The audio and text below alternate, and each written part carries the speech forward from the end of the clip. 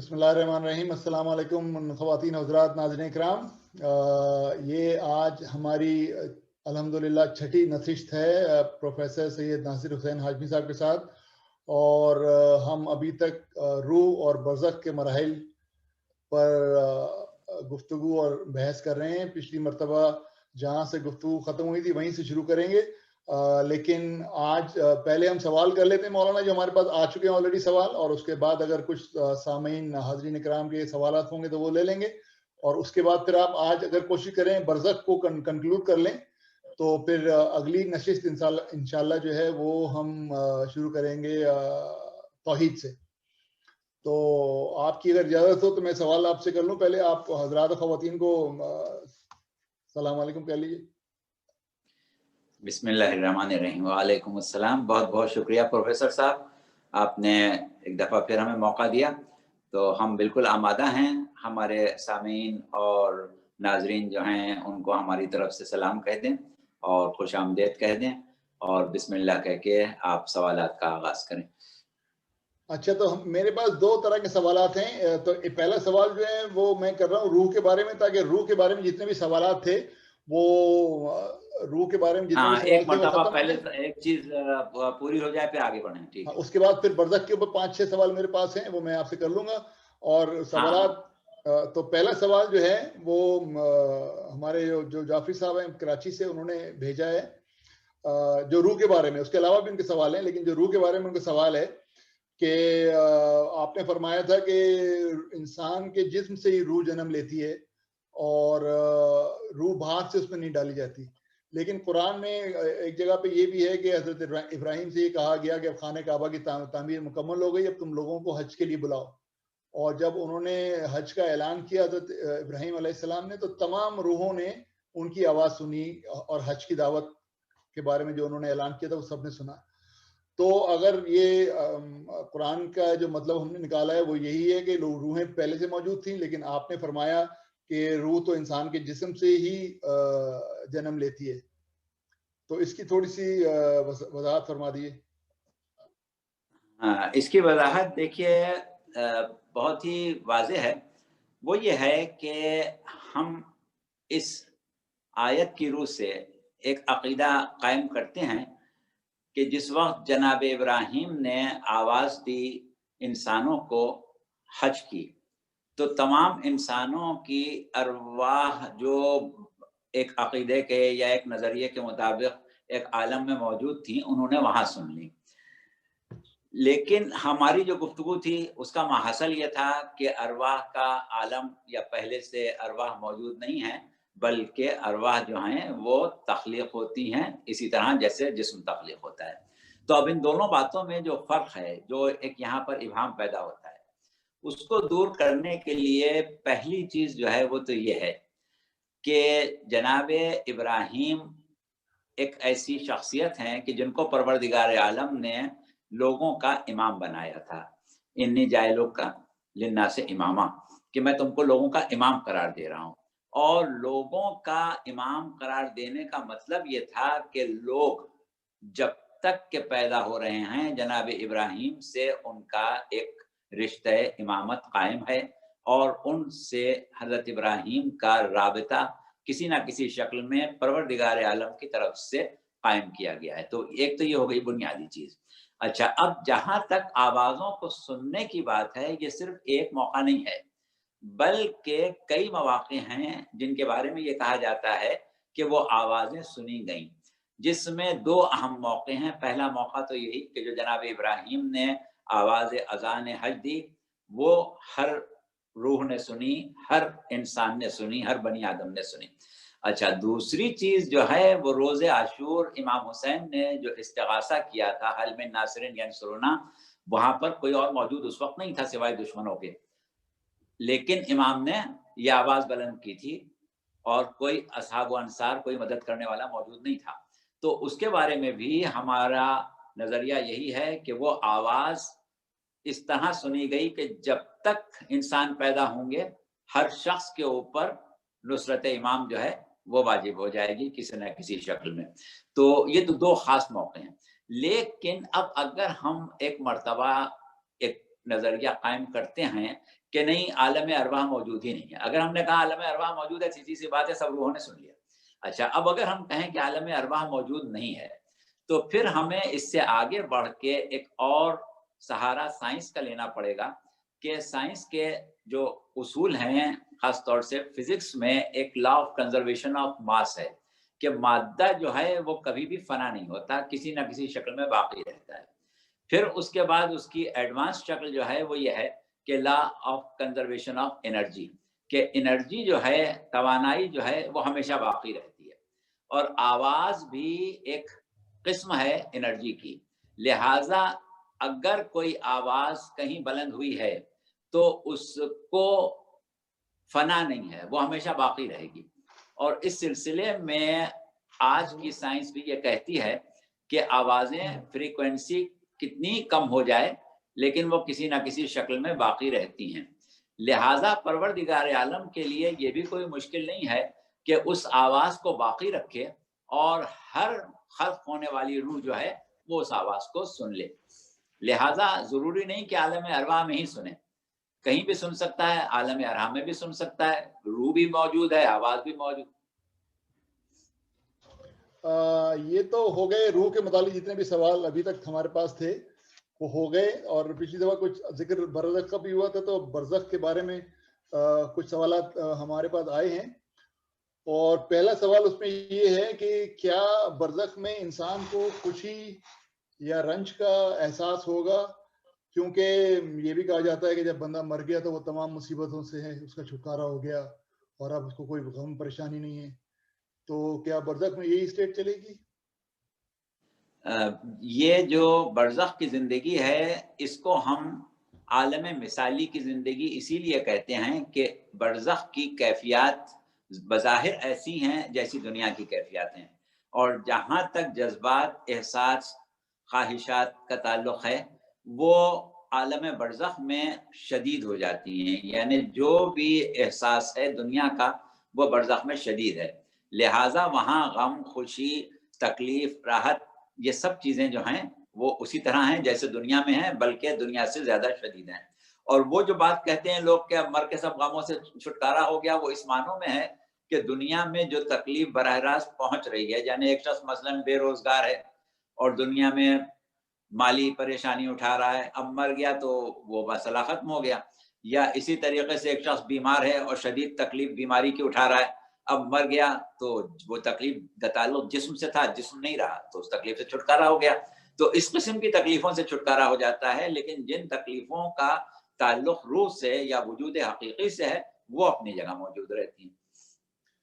اچھا، اس کے بعد اگلا سوال یہ ہے کہ یعنی برزخ میں میری مصروفیات کیا ہوں گی؟ برزخ جہنم میں یا برزخ جنتی میں، یا اگر میں بفر زون میں ہوں، دونوں کے بیچ میں ہوں، تو میں کیا کروں گا؟ مطلب میں بیٹھا ہوا حقہ پیوں گا، کوئی کتاب پڑھوں گا، میری مصروفیت کیا ہوگی؟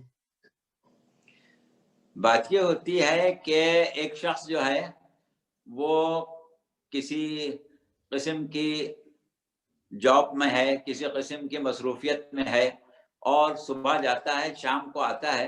اب اس کا ریٹائرمنٹ کا زمانہ قریب آ گیا تو اس کو یہ فکر رہتی ہے کہ ابھی تو میں صبح سے جاتا ہوں، سارے دن کام کرتا ہوں اور شام کو آتا ہوں، ریٹائر ہو جاؤں گا تو کیا کروں گا. لیکن جب ہو جاتا ہے تو پھر اس وقت کی جو صورتحال ہوتی ہے اس کے مطابق اس کی مصروفیات بہرحال پیدا ہو جاتی ہیں. تو یہ تو ابھی ہم اس لیے سوچ رہے ہیں کہ ابھی ہمیں معلوم نہیں کہ وہاں کیا کریں گے. وہاں کی بہت سی دلچسپیاں ہو سکتی ہیں. ایک زمانے میں، انگریزوں کے زمانے میں، جو بڑے بڑے ہندوستانی سیاسی لیڈر ہوتے تھے ان کو جیلوں میں بھیج دیا جاتا تھا. اب جیل میں ان کا کیا کام ہے؟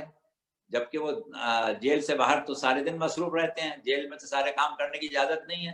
لیکن وہ بقول حسرت موہانی کے کہ ہے مشق سخن جاری، چکی کی مشقت بھی ایک طرفہ تماشا ہے حسرت کی طبیعت بھی. تو مطلب یہ کہ جب وہاں پر لوگ پہنچ گئے تو وہاں کی اپنی مصروفیات ہو جاتی ہیں. بہت سے ایسے لوگ قیدوں میں تھے، جیلوں میں تھے کہ جو مختلف چیزوں کے علماء تھے، تو وہ آپس میں ایک دوسرے سے یہ معاہدہ کر لیتے تھے کہ بھائی فلسفہ تم ہم کو سکھا دو اور علم کلام ہم تم کو سکھا دیں گے، یا علم کلام تم ہم کو سکھا دو، تفسیر ہم تم کو سکھا دیں گے. تو مصروفیت تو نکل آتی ہے، کوئی ایسی بات نہیں. اچھا تو مصروفیت کا مسئلہ نہیں ہے، ٹھیک ہے. اچھا اگلا سوال ذرا کیونکہ میرا ہے تو تھوڑا اہم ہے، لیکن آپ اس کو مائنڈ نہیں کریے گا.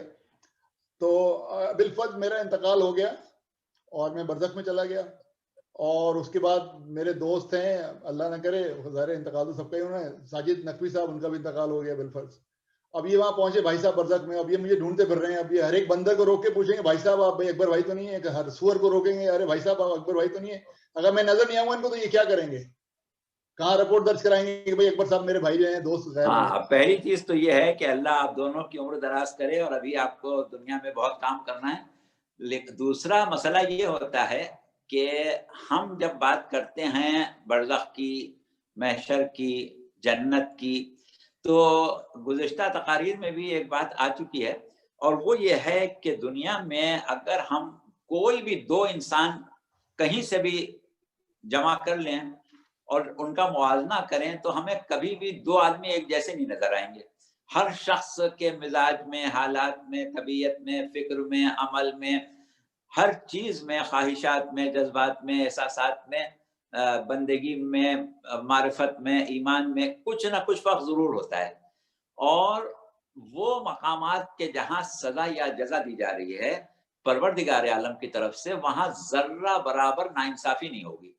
تو اب جب ہم یہ دیکھتے ہیں کہ دنیا میں ہر شخص جو ہے وہ خود اپنے اندر ایک وحدت رکھتا ہے، اس کا جیسا دوسرا کوئی نہیں ہے. اگر ہر اعتبار سے ہم دیکھیں تو ایک انسان وحدت میں ہے، یعنی یہ پروردگار عالم کا ایک خاص طریقہ تخلیق ہے کہ اس نے وحدت میں کثرت رکھی ہے اور کثرت میں وحدت رکھی ہے. اگر ہم عمومی نظر سے دیکھیں تو سب انسان ایک جیسے ہیں، لیکن اگر ہم گہری نظر سے دیکھیں تو دو انسان ہم ایک جیسے نہیں ملیں گے، چاہے وہ باپ بیٹے یا سگے بھائی یا جڑواں بھائی بھی کیوں نہ ہو، سب میں فرق ہوگا. ہر شخص کی انفرادیت اللہ نے باقی رکھی ہے. تو اب اس انفرادیت کا تعلق جو ہے دنیا میں باطن میں بھی ہے، کچھ باطن ہے کچھ ظاہر ہے. ہر چیز ظاہر نہیں ہوتی، کچھ ظاہر ہوتی ہے کچھ باطن ہوتی ہے. لیکن جب عالم برزخ کی زندگی گزار رہے ہوں گے تو وہ اس دنیا کی زندگی کا باطن ہے، لہٰذا اس میں سب جو باطن ہے وہی سب ظاہر ہے. تو اس کا نتیجہ یہ ہوگا کہ ہر شخص کا مقام برزخ میں، محشر میں، آخرت میں بالکل الگ ہوگا، سوائے اس کے کہ جو چیزیں مشترک ہیں، جیسے عقائد کے اعتبار سے اگر دو افراد ایک جیسے ہیں، حالانکہ وہ بھی نہیں ہوتا، جیسا کہ ہم نے پہلے مثال دی تھی کہ جناب سلمان اور جناب ابوذر کا عقیدہ ایک ہے لیکن بہرحال ایمان میں فرق ہے. تو اس اعتبار سے ہر انسان کا اپنا مقام ہے. تو اب ہر انسان اپنے مقام کے اعتبار سے اپنی جگہ پائے گا. اب ہم اگر عالم برزخ میں اپنی جگہ پا چکے تو ہمیں اس بات کا وہاں احساس ہوتا ہے، جیسے یہاں پر ہمیں اندازہ ہوتا ہے کہ فلاں صاحب اس محلے میں رہتے ہیں، فلاں صاحب فلاں گلی میں رہتے ہیں، فلاں صاحب فلاں نمبر کے مکان میں رہتے ہیں. تو اس طریقے سے وہاں پر بھی ہمیں ایک دوسرے کے مقامات کا اندازہ ہوگا. جیسے آپ یہاں کسی سے اس کا پتہ پوچھ لیتے ہیں ویسے وہاں بھی پوچھ سکیں گے. اور اس کے بعد وہ لوگ کہ جنہیں پروردگار عالم نے وہاں جتنی آزادی دی ہے اتنی آزادی کو وہ استعمال کر سکیں گے. اب اس آزادی کے دائرے میں اگر ان لوگوں سے ملاقات آپ کے لیے ممکن ہے تو اس میں پھر کوئی ایسی پریشانی نہیں ہوگی کہ جس کو آپ بحیثیت پریشانی بیان کریں، بلکہ وہ ایک راستہ آپ کے لیے کھلا ہوا ہوگا کہ ہاں فلاں صاحب سے ملنے جا رہے ہیں. اچھا تو یعنی کہ اگر مجھے کوئی صاحب نہیں مل رہے وہاں، یا میں کسی صاحب کو نہیں مل رہا، تو وہ یہ سمجھ جائیں گے کہ بھئی یہ میری حدود ہیں، وہ مجھے نہیں مل رہے تو ان حدود سے باہر ہوں گے وہ کہیں. ہاں، اگر کوئی صاحب آپ کو نہیں مل رہے ہیں اس میں دو صورتیں ہوتی ہیں کہ مقامات لوگوں کے مختلف ہوتے ہیں. کم درجے کا، نیچے درجے کا جو شخص ہے وہ بلند درجے میں نہیں جا سکتا، لیکن بلند درجے والا شخص جو ہے وہ نیچے درجے میں آ سکتا ہے، اس کو اختیار ہوتا ہے اپنے سے نیچے والے میں آنے کا. تو اب اگر آپ ان سے ملنا چاہتے ہیں تو آپ ان سے رابطہ قائم کر سکتے ہیں کسی قسم کا بھی، اور آپ کا درجہ کیونکہ بلند ہے لہٰذا آپ ان کے پاس پہنچ جائیں گے، مل لیں گے. وہ یعنی وہاں کے جو آپ کے عمومی معاملات ہیں وہ وہاں کے مطابق ہوں گے. جیسے یہاں پر ہمیں مشکلات نہیں ہوتی ہیں، ہم یہاں سے سوچتے ہیں کہ ہم فلاں ملک میں جائیں گے تو وہ بھی وہاں رہتے تو ہیں لیکن ہمیں ان کا پتہ نہیں معلوم، کیسے معلوم کریں گے، کیا کریں گے، کیا نہیں کریں گے. تو وہاں پر کیونکہ مادیات نہیں ہے لہٰذا اس قسم کے مسائل پیدا نہیں ہوتے. اچھا ٹھیک ہے. اچھا ذرا سی ایک چیز کی اور وضاحت کر دی. لاسٹ ٹائم آپ نے ذکر سرسری طور پہ ذکر کیا تھا آخر میں کہ وہاں تو معاملات بھی چلیں گے اور وہاں تو رشتے بھی ہوں گے وغیرہ وغیرہ, تو یہ اس کا کیا مطلب ہے؟ ہاں بات یہ ہے کہ وہ مقامات کہ جہاں پر لوگ اپنے اعمال, اپنے عقائد اور اپنے نیکیوں کی وجہ سے آزاد زندگی گزار رہے ہیں, تو وہاں پر لوگوں کا ایک دوسرے سے ملنا جلنا, ہنسنا بولنا بیٹھنا, ساتھ میں گھومنا پھرنا, یہ سب چیزیں ممکن ہیں. اور بعض روایات میں یہاں تک آیا ہے کہ ازواج تک ممکن ہے. ایک بڑا مشہور خطبہ ہے امیر المومنین علیہ السلام کا, بڑا مشہور ذکر ہے کہ آپ وادی السلام کے پاس پہنچے اور اس کے بعد قبرستان کے پاس آپ نے بیٹھ کے گفتگو کرنا شروع کی اور کافی دیر تک آپ قبور سے مخاطب ہو کے گفتگو کرتے رہے. تو پوچھنے والے نے پوچھا کہ مولا یہ جو ان سے آپ باتیں کر رہے ہیں یہ کیا کر رہے ہیں, کس طرح سے بیٹھے ہیں؟ تو آپ نے کہا یہ حلقہ در حلقہ بیٹھ کے آپس میں ایک دوسرے سے گفتگو بھی کر رہے ہیں اور ایک دوسرے سے مذاق بھی کر رہے ہیں, اسی طرح جیسے تم دنیا میں کرتے ہو. تو کیونکہ وہ مومنین تھے سب, ان کو آزادی تھی. اگر وادی برہوت میں آپ جائیں گے تو ظاہر ہے کہ اس قسم کی چیز نہیں ملے گی. ٹھیک ہے. اچھا یہ جو جعفری صاحب ہیں ہمارے کراچی میں, ان کے کچھ سوال تھے اپنے برزخ کے بارے میں, اور ایک سوال ان کا یہ ہے کہ آپ لاسٹ ٹائم ذکر ہوا تھا اس بات کا کہ جو لوگ چاہتے تھے کہ وہ کربلا میں ان کی تدفین ہو اور ان کی نہیں ہوئی تدفین تو ان کی باڈیز جو ہیں وہ کربلا پہنچ جائیں گی. جو لوگ کربلا میں تھے اور وہ انتقال ہو گیا ان کا حادثاتی طور پہ یا کسی اور وجہ سے, لیکن ان کی نیت نہیں تھی کہ وہ کربلا میں ان کی تدفین ہو, لیکن ہو گئی, تو وہ یہاں ٹرانسفر کر دیے جائیں گے. تو یہ تو ایسے واقعات تو بہت ملے ہیں, اور صادق حسن صاحب تو مشہور ہیں اس بارے میں, اس طرح کے واقعات سنانے میں. انہوں نے کچھ واقعات سنائے, وہ جعفری صاحب نے شاید سنے بھی ہیں سوال واقعات. تو ان کا سوال یہ ہے کہ ارواح ایک دوسرے سے ملتی ہیں اور مومنین کی ارواح وادی سلام میں جاتی ہیں, اور برے لوگوں کی ارواح جو ہیں وہ جاتی ہیں وادی برغوت میں, اگر میں نے صحیح تلفظ کیا اس کا تو لیکن لوگوں کا یہ بھی کہنا ہے کہ قبر میں ہی جنت کی کھڑکی کھل جاتی ہے. اور پھر صادق حسن صاحب کو انہوں نے حوالہ دیا ہے کہ انہوں نے کہا کہ قبر میں کھڑکی کھل جائے گی وہاں پہ, وہ ونڈو وہ والی نہیں, کھڑکی ویسی جو ہوتی ہے. جی ہاں, بات یہ ہے کہ ایک بات ہم پہلے کر چکے تھے کہ لفظ قبر جب ہم استعمال کریں گے تو اس کا مطلب عالم برزخ ہی ہوگا, کیونکہ ہمارے پاس جتنی بھی روایات موت کے سلسلے میں ملتی ہیں ان سب میں یہی ملتا ہے کہ نزا کا عالم جو ہے وہ گویا انسان کا وہ زمانہ ہے کہ جس میں وہ برزخ کی طرف جا رہا ہے, اور اس کی برزخی آنکھ کھول دی جاتی ہے اور اس کو عالم برزخ سے آنے والے لوگ بھی نظر آنے لگتے ہیں, برزخ میں اپنا مقام بھی نظر آنے لگتا ہے. یعنی عالم برزخ کا آغاز جو ہے وہ موت کے ساتھ ہو جاتا ہے. اب جب قبر میں دفن ہوا ہے تو ظاہر ہے مرنے کے بعد دفن ہوا ہے, تو اب وہ جو ہم کہہ رہے ہیں کہ قبر میں فشار ہو رہا ہے, قبر میں سوال ہو رہا ہے, قبر میں عذاب ہو رہا ہے, تو وہ دراصل عالم برزخ میں ہو رہا ہوتا ہے. اچھا لیکن ایک چیز جیسا کہ ہم نے پہلے بھی کہی تھی کہ بعض اوقات عالم برزخ کے اثرات جو ہیں وہ ظاہری یا مادی جسم پر بھی نظر آتے ہیں, لیکن بہت ہی کم, بہت ہی ریئر کیسز میں. تو اس وقت ایسا ہوتا ہے کہ ہمیں محسوس ہوتا ہے کہ مردہ جو ہے وہ کسی قسم کے عذاب میں مبتلا ہے, جل گیا ہے یا اور کوئی چیز ایسی ہو گئی ہے, وہ محسوس ہوتی ہے. اور بعض اوقات بعض روایات میں یہ بھی ہے کہ عذاب میں مبتلا ہونے کے بعد جو مردہ چیختا ہے تو وہ آواز بھی بعض اوقات دنیا میں سنائی دیتی ہے, لیکن اس کی فریکوینسی اتنی کم ہوتی ہے کہ انسان اور جن نہیں سن سکتے. اس کو بعض جانور, بعض لوگ کہتے ہیں کہ بکریاں یا مرغیاں سن لیتی ہیں, ہر ایک نہیں سن سکتا. لیکن یہ چیز جو ہے یہ ہمیشہ نہیں ہوتی ہے, یہ اس صورت میں ہوتی ہے کہ جب برزخ کے عذاب کی کیفیت اتنی سخت ہو, اتنی شدید ہو کہ اس کا کوئی اثر, کوئی رمق جو ہے وہ جس میں مادی تک پہنچ جائے جس سے اب اس کا تعلق ختم ہو چکا تھا. اچھا ٹھیک ہے. اور یہ ایک اور ان کا سوال یہ تھا, اور یہ شاید ہم نے پہلے بھی ڈسکس کیا تھا لیکن انہوں نے پوچھا دوبارہ, تو میں دوبارہ پوچھ لیتا ہوں کہ اگر میں نے کوئی ایسا کام کیا ہے جس سے صدقہ جاریہ جاری ہو گیا, میرا انتقال ہو گیا, لیکن وہ کام جاری ہے تو مجھے ثواب اس کا ملتا رہے گا, میرے اکاؤنٹ میں اس کا ثواب آتا رہے گا, یا میرے پیچھے جو لوگ رہ گئے انہوں نے کچھ اچھے کام میرے نام پہ ایسے کیے کہ وہ میرے ثواب کا میں اضافہ ہو گیا اس کا, تو اس کا مطلب ہے کہ میں ایک وادی سے دوسری وادی میں جا سکتا ہوں, وادی برغوت سے وادی السلام میں جا سکتا ہوں. وادی برہوت سے وادی السلام آپ اس کو کہیں, یا دوزخ برزخی سے جہنم برزخی سے جنت برزخی میں چلے جائیں، یا جنت میں نہ بھی جائیں تو کم سے کم جہنم سے نکال لیے جائیں، یہ چیزیں بھی ہو سکتی ہیں اور بلکہ ہوتی ہیں، کیونکہ بہت سے اعمال ایسے ہوتے ہیں کہ جو فوری طور پر سزا کا باعث بن سکتے ہیں. مثال کے طور پر واجبات کا ترک ہے، کسی کا حج واجب تھا رہ گیا، کسی کی طرف قرضہ رہ گیا، یا نمازیں رہ گئیں، یا روزے رہ گئے، یا اور ایسی کوئی چیز رہ گئی اور لواحقین نے اس کو ادا کر دیا، تو اب ظاہر ہے کہ اس کا عذاب اس کے اوپر سے ہٹ جائے گا. تو وہ یعنی کہ اس کا پروموشن ہو سکتا ہے، اس کا مطلب یہ؟ ہاں، اس کا پروموشن ہو سکتا ہے. اچھا. اور اسی طریقے سے اس کے برعکس بھی ہو سکتا ہے کہ ایک شخص لوگوں کو گمراہ کر کے گیا ہے، اب جب تک گمراہ پیدا ہوتے رہیں گے عذاب بڑھتا رہے گا. اچھا، ڈیموشن ہوتا رہے گا اس کا. ٹھیک ہے. اچھا، ایک آخری سوال ہے اس سلسلے میں، اگر کسی اور کے پاس سوال ہوگا تو وہ کر لیں گے، لیکن میرے پاس جو آئے ہوئے سوال اس میں سے آخری سوال یہ ہے کہ بہت ہوتا ہے یہ کہ یہاں پہ ازواجی تعلقات ٹھیک نہیں رہتے، طلاق ہو جاتی ہے، مار پٹائی ہوتی ہے، بیوی پہ تیزاب پھینک دیا، میاں کو چھری مار دی وغیرہ وغیرہ.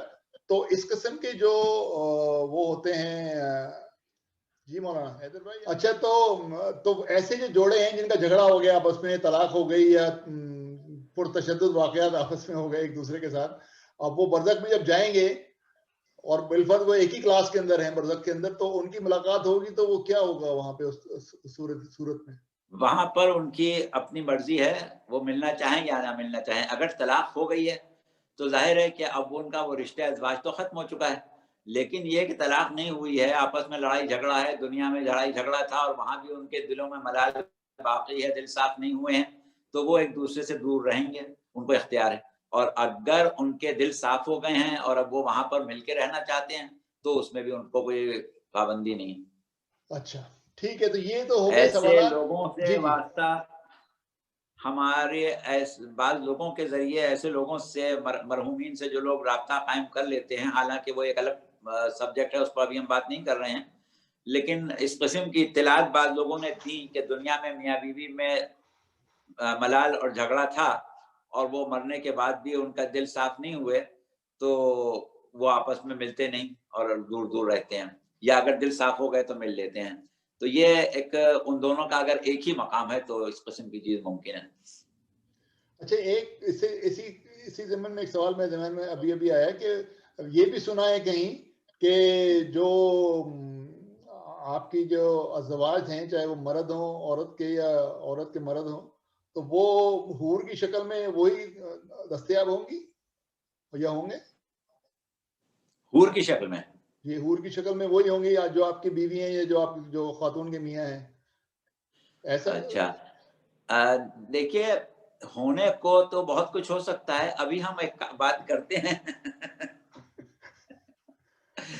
کہ کیونکہ اس سے پہلے بھی کسی صاحب نے سوال کیا تھا حوروں کے بارے میں، اور دوسری چیز یہ ہے کہ جنت اور دوزخ ایک مسئلہ جو ہے بڑا اہم ہے جس کی طرف ابھی ہم پہنچے نہیں ہیں وہاں تک کہ آیا جنت اپنی اسی شکل میں جس کا ذکر قرآن میں کیا گیا ہے موجود ہے یا بعد میں وجود میں آئے گی جب لوگ. جی، اور کسی کے پاس کوئی سوال ہے اس بارے میں؟ ورنہ پھر ہم مولانا سے کہیں گے کہ وہ برزخ کے موضوع کو اگر آج کنکلوڈ کر لیں، اس کے بعد پھر ہم اگلے مرحلے میں توحید سے شروع کریں گے تاکہ پھر سلسلہ وار اوپر سے شروع ہو جائے مسئلہ. کسی کے پاس ہے سوال تو کر لیں. اکبر بھائی، میرے پاس ایک سوال ہے. ضرور، پلیز گو ہیڈ. اور یہ سوال ہے روح کے متعلق. روح کے متعلق؟ ٹھیک ہے، کر لیے. ہاں، سوال یہ ہے کہ جس طرح انسانی جسم ہے، اس کی مختلف حالتیں ہیں عمر کے لحاظ سے، بچپن، جوانی، نوجوانی، ادھیڑ عمر، بڑھاپا. ایک روح میں ایک سلسلہ چلتا ہے ترقی کا یا تنزلی کا، جیسا بھی کہہ لیں. تو کیا یہ جسم میں، کیا ایسا روح میں بھی ہے کہ روح شروع میں کچھ اور حالت میں ہوگی، وقت گزرنے کے ساتھ ساتھ کچھ اور حالت ہو جائے گی؟ مانوی ترقی تو ہو سکتی ہے لیکن اس کی اپنی دوسری خصوصیات عمر کے لحاظ سے کیا وہ بھی تبدیل ہو سکتی ہیں؟ قبلہ بات یہ ہے کہ ہم جب عمر کے لحاظ سے دنیا میں بات کرتے ہیں تو ہم اپنے ظاہری جسم کے بارے میں دیکھتے ہیں کہ ایک زمانہ تھا ہمارا کہ ہم بچپن کے जिस्म में थे, फिर उसके बाद लड़कपन, नौजवानी और जवानी, अधेड़ उम्र या बुढ़ापा आ गया। लेकिन जहां तक रूह का ताल्लुक है, उसमें जो तब्दीली होती है जिसको हम बालिदगी रूह कहते हैं, वो ये होता है कि एक बच्चा जो है उसकी रूह भी में भी बचपन है। यानी आप जब देखते हैं किसी बच्चे से बात करते हैं, बच्चे के साथ अपना सुलूक रखते हैं या बच्चे के तौर तरीके देखते हैं, तो आपका अंदाजा हो जाता है कि ये बच्चा जो है इसका सिर्फ जिस्म बच्चा नहीं है, बल्कि इसकी मासूमियत जो है वो इसकी रूह में है। अब वो बालिदगी, तजुर्बा, तालीम, तरबियत, हालात, माहौल के एतबार से रूह में एक बालिदगी आना शुरू हो जाती है। वो मुस्बत भी हो सकती है, मस्बत सिमत में भी सफ़र कर सकती है, मनफी में भी कर सकती है। और ज़रूरत हमारे पास जो दीन की है वो ये है कि हमें रूह की बालिदगी जो है वो मस्बत सिमत में करना चाहिए, और इर्तिक़ा की मंजिलें, इल्म और मारिफत की मंजिलें, तक़र्रुब खुदाबंदी की मंजिलें तय करना चाहिए। तो ये मनाजिल जो हम तय करते हैं, इससे रूह में इर्तिक़ा और रूह का वक्तन फ़वक्तन, वक्त के साथ साथ उसमें फ़र्क होता जाता है। लेकिन ये जो जिस्म वाला शबाब और इन्हितात है, ये रूह में नहीं है, बल्कि उसकी हकीकत में जो उसके सिफात हैं, जो उसका मकाम है, जो उसके इख्तियारात हैं, उसमें बुलंदी और पस्ती मुमकिन है। और मरने के बाद भी, क्योंकि रूह बहरहाल रूह है, लिहाजा ये तमाम चीज़ें उसमें मुमकिन है। और दुनिया हमारा दारुल अमल है, जितनी भी हमें इर्तिकाई मंजिलें तय करना है वो दुनिया में तय करना है। तो दुनिया में जहाँ तक हमने कर ली वहाँ तक कर ली। अब उसके बाद जितने मराहिल हैं ज़िंदगी के, उसमें हम उसी बालिदगी रूह के साथ ज़िंदगी गुजारते रहेंगे। जी अकबर भाई, एक रूह से जिसमें एक छोटा सवाल हमारे अगर वक्त हो। जी जी करें, प्लीज गो अहेड। जी बस एक में दो बड़े अच्छे दोस्त थे, मोहम्मद और अहमद। सुन रहे हैं आप मेरी बात? जी जी जी हाँ, अच्छा, हाँ ठीक है। तो एक दिन वो मोटरसाइकिल से जा रहे थे, बड़ा जबरदस्त एक्सीडेंट हो गया। तो मोहम्मद ने हेलमेट पहनी हुई थी, तो उनके जिस्म बहुत चोट आई, और अहमद ने हेलमेट नहीं पहनी, उनका सर खत्म हो गया। तो लुब लवाब ये फौरन लोग डॉक्टर के यहाँ ले गए। तो मोहम्मद साहब के सर में लोगों ने अहमद साहब के जिस्म के आज़ा लगा के एक नई शख्सियत बना दी, जिसका नाम पड़ा मोहम्मद अहमद। अब इस मोहम्मद अहमद में रूह मोहम्मद की होगी या अहमद की होगी? बहरहाल इसमें अब जो नई शख्सियत आई मोहम्मद अहमद, जिसमें आधा हिस्सा मोहम्मद का आधा हिस्सा अहमद का, तो उसमें रूह किसकी होगी, मोहम्मद की होगी या अहमद की? ये मेरा सवाल है। हाँ, बहुत अच्छा सवाल है आपका, बड़ा दिलचस्प सवाल है। हमने गुज़िश्ता तक़रीर में इस किस्म की गुफ्तगू छेड़ी भी थी, और आपने उसको बहुत ही एडवांस शक्ल में पूछा, बड़ा अच्छा आया, बहुत मज़ा आया आपके पूछने का। सूरत हाल ये है कि देखिए, इंसान की शख्सियत जो है वो तो उसकी रूह है। अब आप ये कह रहे हैं कि एक शख्स जो है वो मर गया और एक जिंदा है, जिस शक्ल में जैसे भी जिंदा है, यही कह रहे हैं ना आप? नहीं, मैं ये कह रहा हूँ ना, पूरी तरह से एक का जिस्म मर गया, एक का सर मर गया। तो डॉक्टर ने क्या किया, एक के सर में दूसरे का जिस्म जोड़ दिया, मोटे तौर पे हम कहें। तो अब जो नई शख्सियत वजूद में आई, उसमें आधा हिस्सा जो जिंदा था वो एक का था, आधा हिस्सा जिंदा दूसरे का था। तो जो तीसरे आदमी बने, इनके अंदर रूह जो जाएगी वो मोहम्मद की जाएगी, अहमद की जाएगी, या दोनों की होगी? ये मोटा सा सवाल है। हाँ, तो बात ये है कि देखिए, वो जो हम तख्लीक़ रूह की बात कर रहे थे, उसमें एक ख़ास चीज़ ये है कि रहम मादर में तख्लीक़ रूह उसी वक्त होती है जब दिमाग बन जाता है। जब तक दिमाग नहीं बनता, जब तक तख्लीक़ रूह नहीं होती है। और इंसान के ऊपर, इंसान के जिस्म के ऊपर दिमाग हाकिम होता है, और दिमाग जो है वो रूह का अलहकार है। लिहाजा जहाँ पर दिमाग है, जिसका दिमाग है, रूह जो है वो उसी की होगी। नहीं, एकदम सही बात, एकदम नहीं, एकदम क्लियर हो गई बात। मेरा मतलब यानी रूह का वजूद दिमाग से है। तो अगर कोई इंसान मतलब ज़हनी तौर पे माजूर है, तो उसकी या तो रूह माजूर है या तो रूह नहीं है। ज़हनी तौर दिमाग, अगर एक शख्स दिमागी तौर पर माजूर है तो उसकी दो वजूहात होती हैं। एक सूरत तो ये होती है कि एक बच्चा माँ के पेट से ही खब्तुल हवास और पागल पैदा हुआ है, और एक सूरत ये होती है कि इंसान दुनिया में किसी हादसे की वजह से या किसी बीमारी की वजह से या किसी और वजह से पागल हो गया, दीवाना हो गया। ان دونوں میں یہی فرق ہے کہ وہ دیوانہ جو ماں کے پیٹ سے دیوانہ پیدا ہوتا ہے اس کی روح میں نقص ہوتا ہے، اور اسی لیے دنیا میں اس کا کوئی علاج بھی نہیں ہے کہ آپ ایک پیدائشی دیوانے کو سمجھدار نہیں بنا سکتے، لیکن اگر ایک سمجھدار آدمی کسی وجہ سے دیوانہ ہو گیا ہے تو اس کا علاج کر کے نفسیاتی طور پر یا میڈیکل کسی قسم کی ٹریٹمنٹ کے ذریعے آپ اس کو دوبارہ صحیح حالت میں لا سکتے ہیں۔ تو یہ جو آپ کا سوال ہے کہ پاگل کا دماغ خراب ہے یا روح خراب ہے، یہ دونوں صورتیں ہو سکتی ہیں۔ پیدائشی کی روح خراب ہے اور جو بعد میں پاگل ہوا ہے اس کا جو پارٹ آف باڈی ہے اس میں خرابی ہوئی ہے یا اس کے فنکشن میں کوئی خرابی ہوئی۔ اور کسی بات کوئی سوال ہے؟ شکریہ شکریہ جی جی اوکے، اور کسی بات کوئی ہو گئے سوال جواب سے؟ حیدر بھائی جی جی جی جی ہو گئے؟ اور کسی بات سوال ہے روح یا برزخ کے بارے میں؟ ورنہ پھر مولانا سے ہم گزارش کریں گے کہ وہ اگلے 25 منٹ کے اندر یا 30 منٹ کے اندر برزخ کو کنکلوڈ کر لیں۔ جی مولانا بسم اللہ۔ اچھا دیکھیے، اب بات یہ ہے کہ کئی چیزیں ہیں کہ جس کے اوپر ہم چاہتے ہیں کہ بات کر لیں جلدی جلدی، یا تو اسی نشست میں ختم کر لیں گے یا زیادہ سے زیادہ اگلی نشست میں اس کو ختم کر لیں، کیونکہ عالم برزخ کے بارے میں کسی حد تک ہماری گفتگو ہو گئی اور آپ لوگوں کے سوالات جو ہیں اس سے ہمیں یہ اندازہ ہو رہا ہے کہ ماشاءاللہ سے آپ لوگوں نے اس کے اوپر کافی غور و فکر کر لیا ہے اور بہت سی چیزیں آپ پر واضح ہو چکی ہیں۔ لیکن اب مسئلہ جو ہے وہ ایک اور ہے، ایک مسئلہ جس کے اوپر ہمیں بہت اہم بات کرنا ہے، کیونکہ ابھی تک ہم بات کر رہے ہیں قبض روح پر، روح کا قبض ہونا، لیکن اس کے فوراً بعد ایک دوسرا مسئلہ کھڑا ہوتا ہے جس کو ہم کہتے ہیں نفخ سور، سور کا پھونکا جانا۔ اور ایک موت جو ہم عالم دنیا کی اپنے سامنے دیکھتے ہیں، یہ پہلی موت ہے کہ جو دنیا میں آتی ہے، اور موت کا کام یہ ہے کہ وہ انسان کو منتقل کر دیتی ہے ایک عالم سے دوسرے عالم کی طرف۔ تو پہلی موت جو ہم کو دنیا میں آئی، عالم دنیا میں آئی، اس موت نے ہم کو منتقل کر دیا عالم دنیا سے عالم برزخ کی طرف۔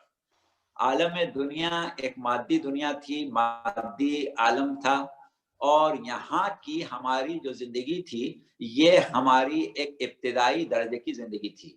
اب جب موت کا ہمیں سامنا کرنا پڑا اور ہم نے اس مسافت کو یا اس پل کو عبور کر لیا جو ہمیں عالم دنیا کے نچلے درجے سے حیات کے ایک اعلیٰ درجے میں لے آئی، اس کے بارے میں ہمارے پاس جو احادیث ہیں، پیغمبر اسلام صلی اللہ علیہ وسلم نے بھی یہی جملہ فرمایا ہے، امیر المومنین علیہ السلام سے بھی ہمیں یہ جملہ ملتا ہے، اور ائمہ سے بھی اسی سے ملتے جلتے جملے ملتے ہیں، جس کا مختصر سا ترجمہ یہ ہے کہ بنی آدم عالم خواب میں ہیں، جب مریں گے تو جاگیں گے۔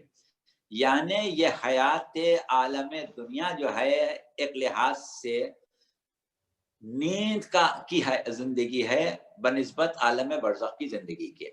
ایک شخص سو رہا ہے تو ظاہر ہے کہ اس کا نظام ہاضمہ بھی کام کر رہا ہے، اس کا نظام تنفس بھی کام کر رہا ہے، اس کے دیگر نظام جو اعصابی ہیں وہ بھی کام کر رہے ہیں، لیکن ان کے امور جہاں سے فہم و فراست سے، جہاں سے فکر سے، جہاں سے حافظے سے متصل ہوتے ہیں، وہاں پر وقفہ آ گیا ہے، وہ کام نہیں کر رہا ہے۔ لیکن جب آدمی بیدار ہوتا ہے تو وہ کام کرنے لگتے ہیں۔ تو بس اسی طریقے سے ہم جب اس عالم دنیا کی زندگی کو گزار رہے ہیں تو ہمارے بہت سے ادراکات، بہت سے محسوسات، بہت سے ایسے قوا ہیں کہ جو کام نہیں کر رہے ہیں لیکن ہمارے وجود میں موجود ہیں۔ جیسے ہمارا جسم مثالی ہے جس میں ہم برزخ میں زندگی گزاریں گے، یہ ابھی بھی ہمارے وجود میں موجود ہے لیکن فعال نہیں ہے۔ فعال کس وقت ہوتا ہے؟ جب ہم خواب دیکھ رہے ہوتے ہیں، ورنہ وہ فعال نہیں ہوتا ہے۔ تو اب ایسی بہت سی چیزیں جو ہیں وہ پہلی موت کے بعد فعال ہو جائیں گی، اور انسان عالم دنیا کی زندگی سے ایک اعلیٰ زندگی کی طرف چلا جاتا ہے جسے عالم برزخ کی زندگی کہتے ہیں۔ اور وجود انسانی، روح انسانی یا حقیقت انسانی کے لیے پہلا درجہ جو ہے وہ عالم مادی تھا، اور یہی عالم مادی کی حیات اب اپنے باطن میں پہنچتی ہے تو عالم برزخ میں پہنچ جاتی ہے۔ اب عالم برزخ جو ہے وہ ہمارا دوسرا درجہ یا درمیانی درجہ ہے، اس میں ہمارے وہ تمام احساسات اس طرح بیدار ہو جاتے ہیں جیسے سوتے سے بیدار ہونے والے انسان کے، لیکن یہ بیداری جو ہے یہ بھی ابھی مکمل بیداری نہیں ہے، اس بیداری میں بھی ابھی کچھ نقائص ہیں، اس بیداری میں بھی ابھی کچھ خواب ہیں، اس بیداری میں بھی ابھی کچھ نیند ہے، ابھی ہمارے حجاب مکمل طور سے نہیں کھلے۔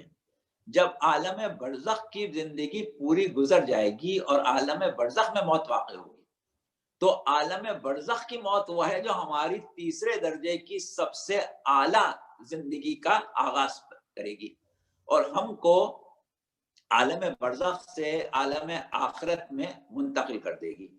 تو عالم برزخ سے عالم آخرت میں منتقل ہونا، اس کو بھی ایک موت کہا گیا ہے کہ یہ ایک دوسری موت ہے، اور موت اس لیے کہا گیا ہے کہ موت دو چیزوں سے واقع ہو رہی ہے، یعنی سمجھیے موت کی ہم دو زاویوں سے تعریف کرتے ہیں۔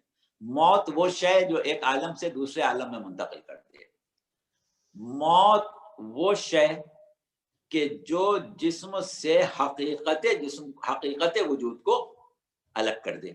اب کیونکہ مادی جسم سے حقیقت وجود کا تعلق دنیا میں ختم ہوتا ہے، لہذا ہمارے مادی جسم کی موت واقع ہو گئی۔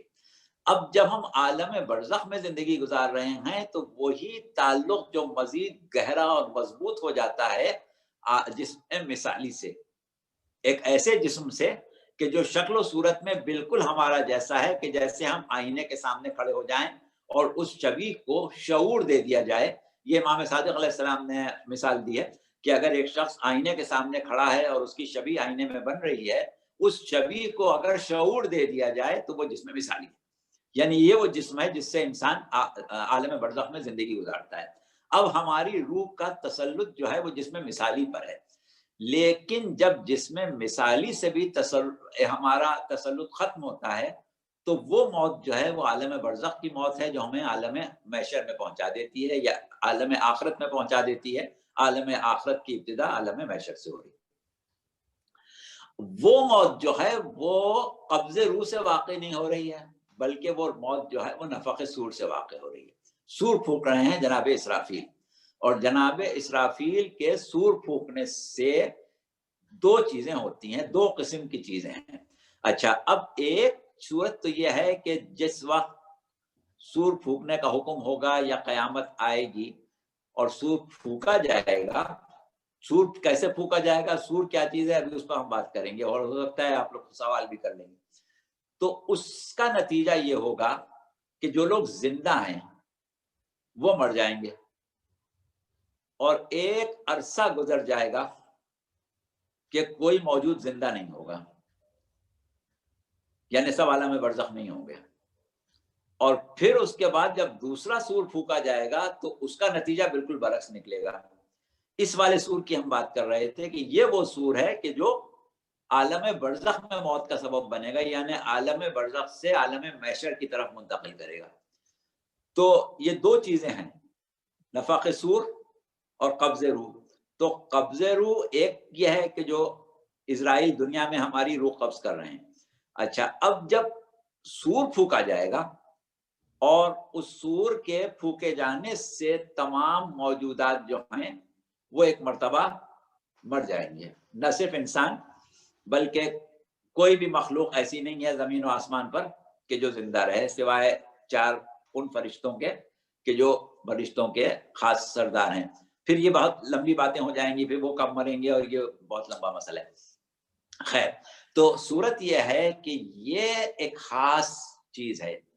لفظ سور جو ہے وہ دراصل عربی لغت میں اس سینگ کو کہتے ہیں جس سے آواز نکالی جاتی ہے۔ پہلے زمانے میں یہ ہوتا تھا کہ کسی جانور کا سینگ جو ہے وہ خشک کرنے کے بعد اس کے اندر کا گودا سوکھ جانے کے بعد اس کو اس طریقے سے استعمال کرتے تھے کہ اس میں پھونکتے تھے تو اس سے آواز نکلتی تھی، تو اس کو کہتے تھے سور۔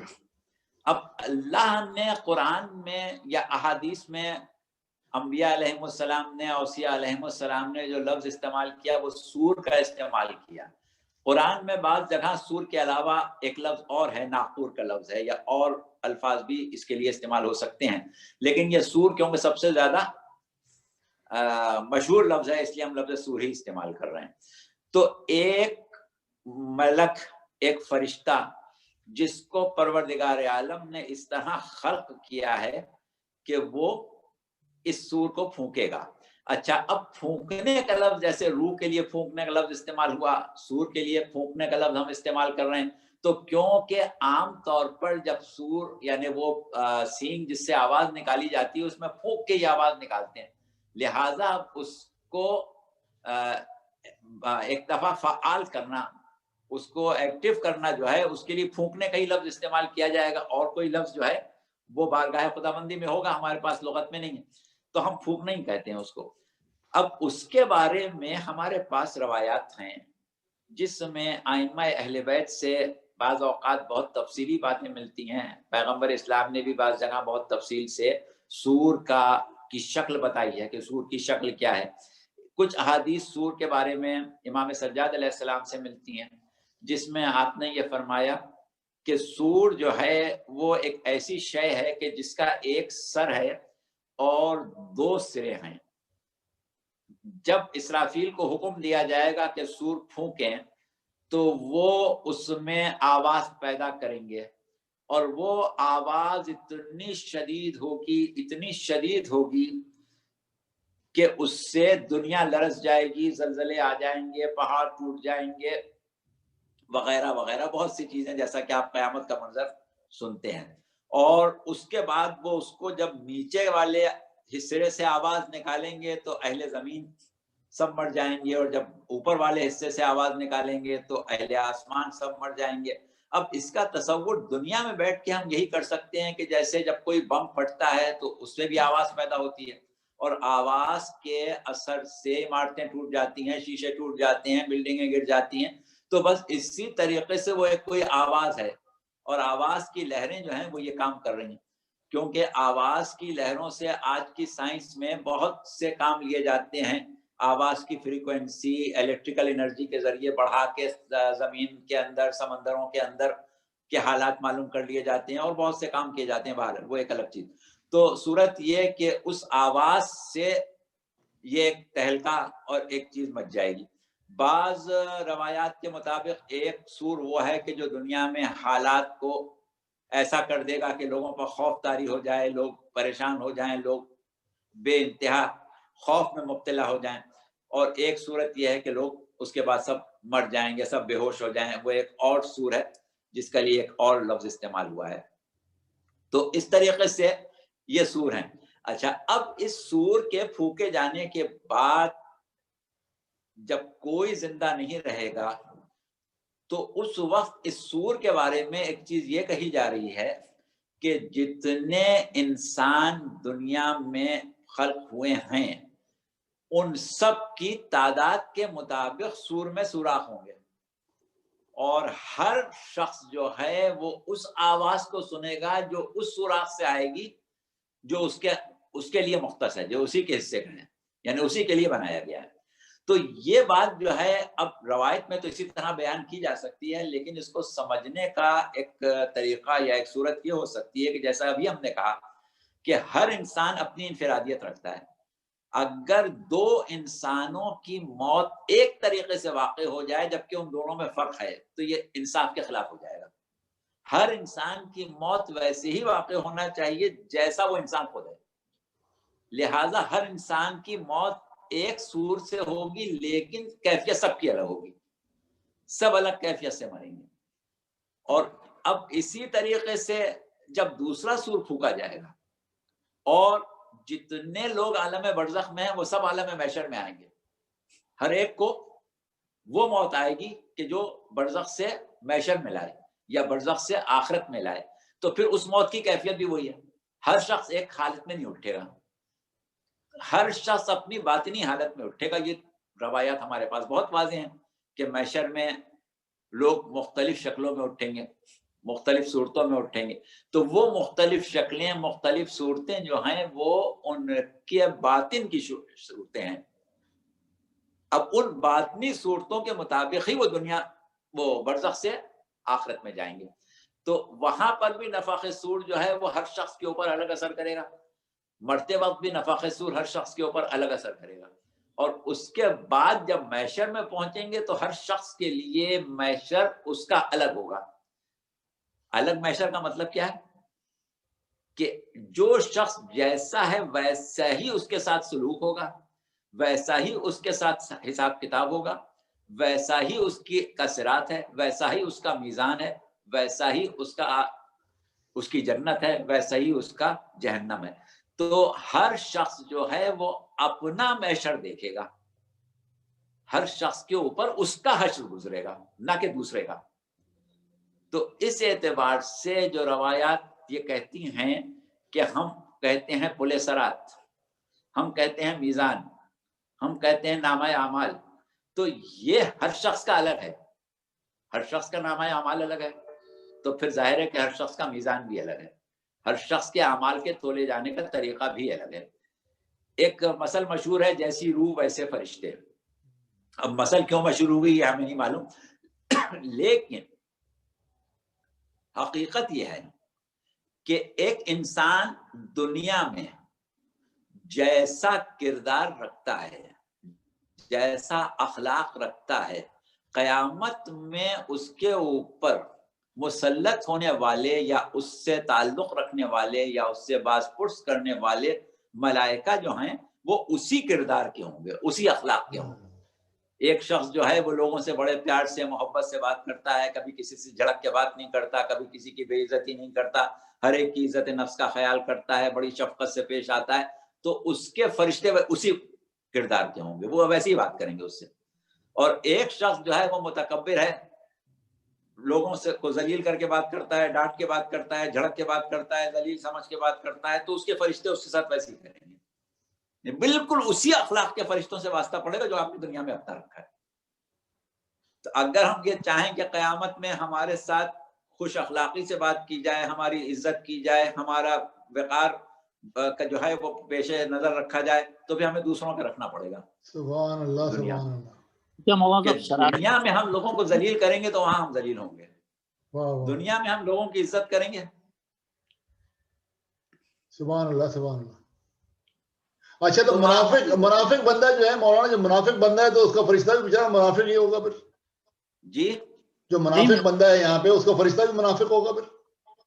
بالکل شرابی آپ یہی فرشتہ سمجھ لیں شرابی کہ ہوگا. انسان دنیا میں جیسا اپنا رویہ رکھتا ہے اس کا باطن بھی وہی شکل اختیار کر لیتا ہے، اور جیسا اس کا باطن ہے اسی کے مطابق اس کے فرشتے ہوں گے. ایک حدیث ہے امام موسیٰ کاظم علیہ السلام سے منقول ہے کہ اس میں آپ نے فرمایا کہ محشر میں سوال انسان سے اس کی عقل کے مطابق ہوگا. کسی سے اس کی عقل سے زیادہ نہیں پوچھا جائے گا، جتنی اس کی عقل ہے اتنا ہی پوچھا جائے گا. اسی طریقے سے دنیا کے بہت سے لوگ ایسے ہیں کہ جو دنیا میں دیوانے ہیں، وہ کفر کو بھی نہیں سمجھتے، ایمان کو بھی نہیں سمجھتے، یا معاملات کی گہرائی میں جانے کی ان میں عقل ہی نہیں ہے، شعور ہی نہیں ہے، سمجھ ہی نہیں ہے. تو وہ لوگ کہ جن میں کسی حد تک سمجھ و شعور ہے ان سے اتنا ہی پوچھا جائے گا، اور جس میں باریک بینی ہے، دوسرے کے ساتھ بھی باریک بینی سے کام کرتا ہے، تو اس کا سوال باریک بینی کے ساتھ ہوگا. لیکن اب ہوتا یہ ہے کہ عقل جو ہے وہ انسان کا معیار ہے. ایک شخص اگر بہت اعلیٰ درجے کی عقل رکھتا ہے تو پھر اس کے سوالات جو ہیں وہ اس عقل کے مطابق ہیں. جب اس عقل کے مطابق وہ امتحان پاس کرے گا تو اس کا درجہ بھی ویسے ہی ہوگا.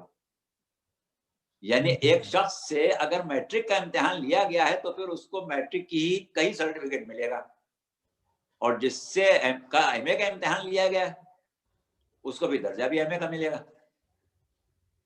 ایک سوال کروں میں آپ سے، ایک سوال کروں گے جی تو یہ عقل تو اللہ میں نے بانٹی ہے نا، اگر مجھے عقل ہی اس نے میٹرک تک کی دی ہے تو مجھے سوال بھی میٹرک تک کا کرے گا، تو لیکن پھر میں جاؤں گا بھی تو میٹرک والے لیول کے اوپر ہی نا، جنت میں یا دوزخ میں.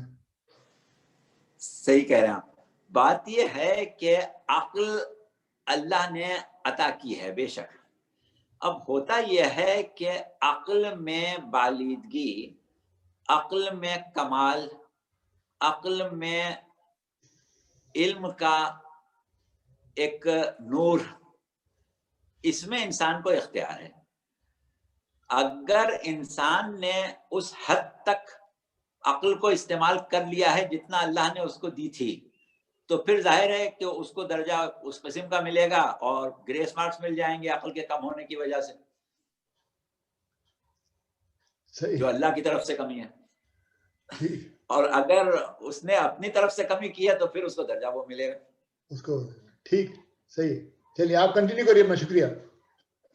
اچھا، تو اب صورت یہ ہے کہ ہر انسان کے لیے الگ محشر ہے، جس طرح سے ہر انسان کے لیے الگ برزخ ہے کہ برزخ میں اس کا مقام الگ ہے.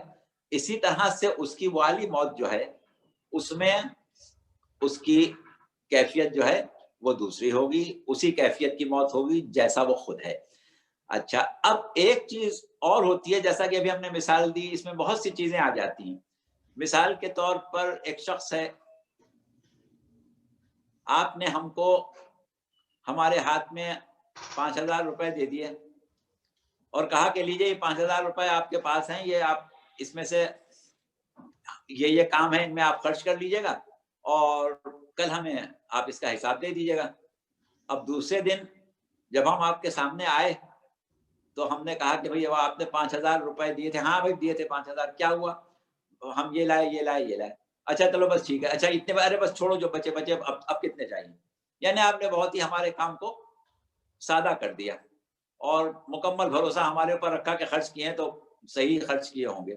اچھا، دوسری صورت ایک یہ ہو سکتی ہے کہ ہم نے کہا نہیں تم نے یہ کیا کیا تھا، یہ کتنے کا لائے تھے، وہ کتنے کا لائے تھے.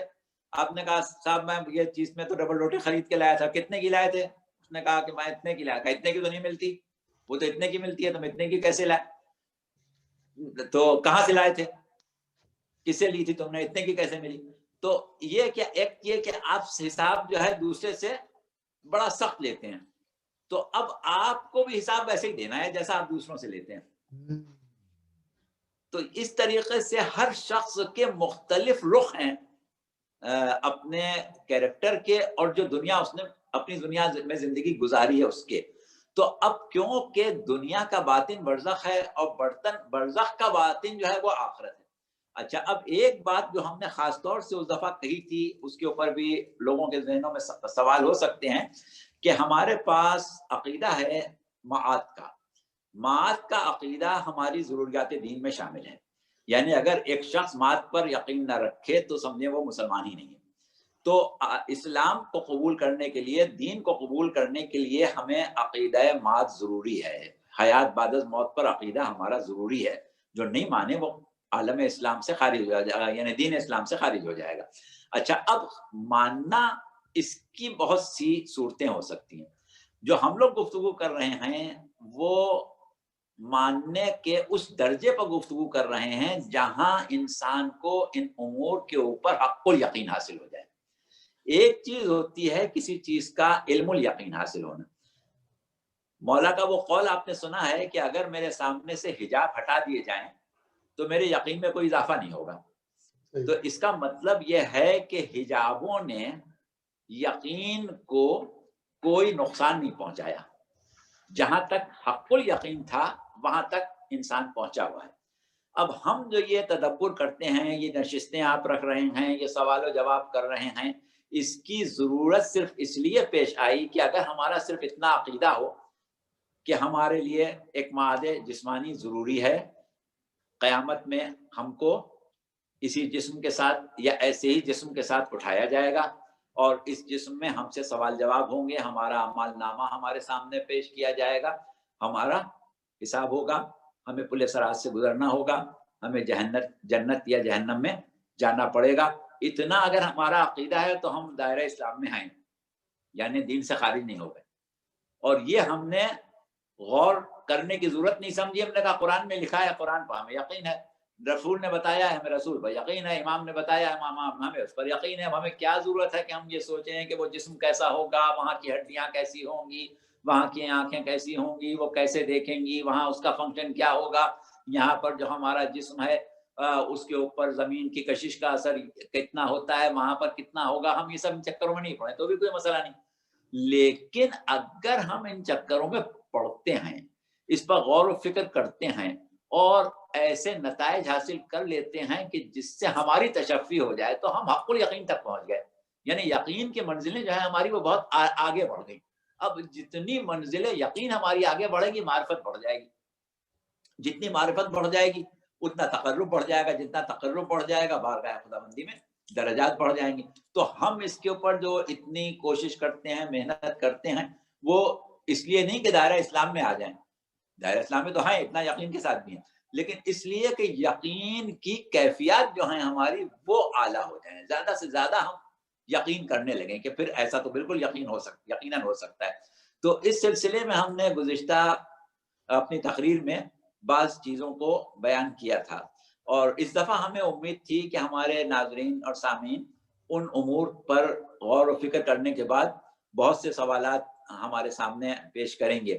تو سوالات آ تو رہے ماشاءاللہ, لیکن ابھی اتنی گہرائی کے سوالات بہرحال نہیں آئے ہیں. تو اب ہم یہاں تک آنے کے بعد ایک اور سوال اپنی طرف سے بڑھائے لیتے ہیں. وہ یہ ہے کہ جو سوال کیا گیا, ابھی بھی کیا گیا اور اس سے پہلے بھی کیا گیا تھا, اور ہمارے کسی سامع نے گزشتہ تقریر میں وہ سوال اٹھایا تھا, لیکن یہ کہ اس کے اوپر ہم نے ایک حد تک جواب دیا تھا, تفصیلی جواب نہیں دیا تھا. وہ انہوں نے ایک لفظ استعمال کیا تھا تجسیم کا. تجسیم یعنی جسم کا بننا, جسم کا واقع ہو جانا, وجود میں آ جانا.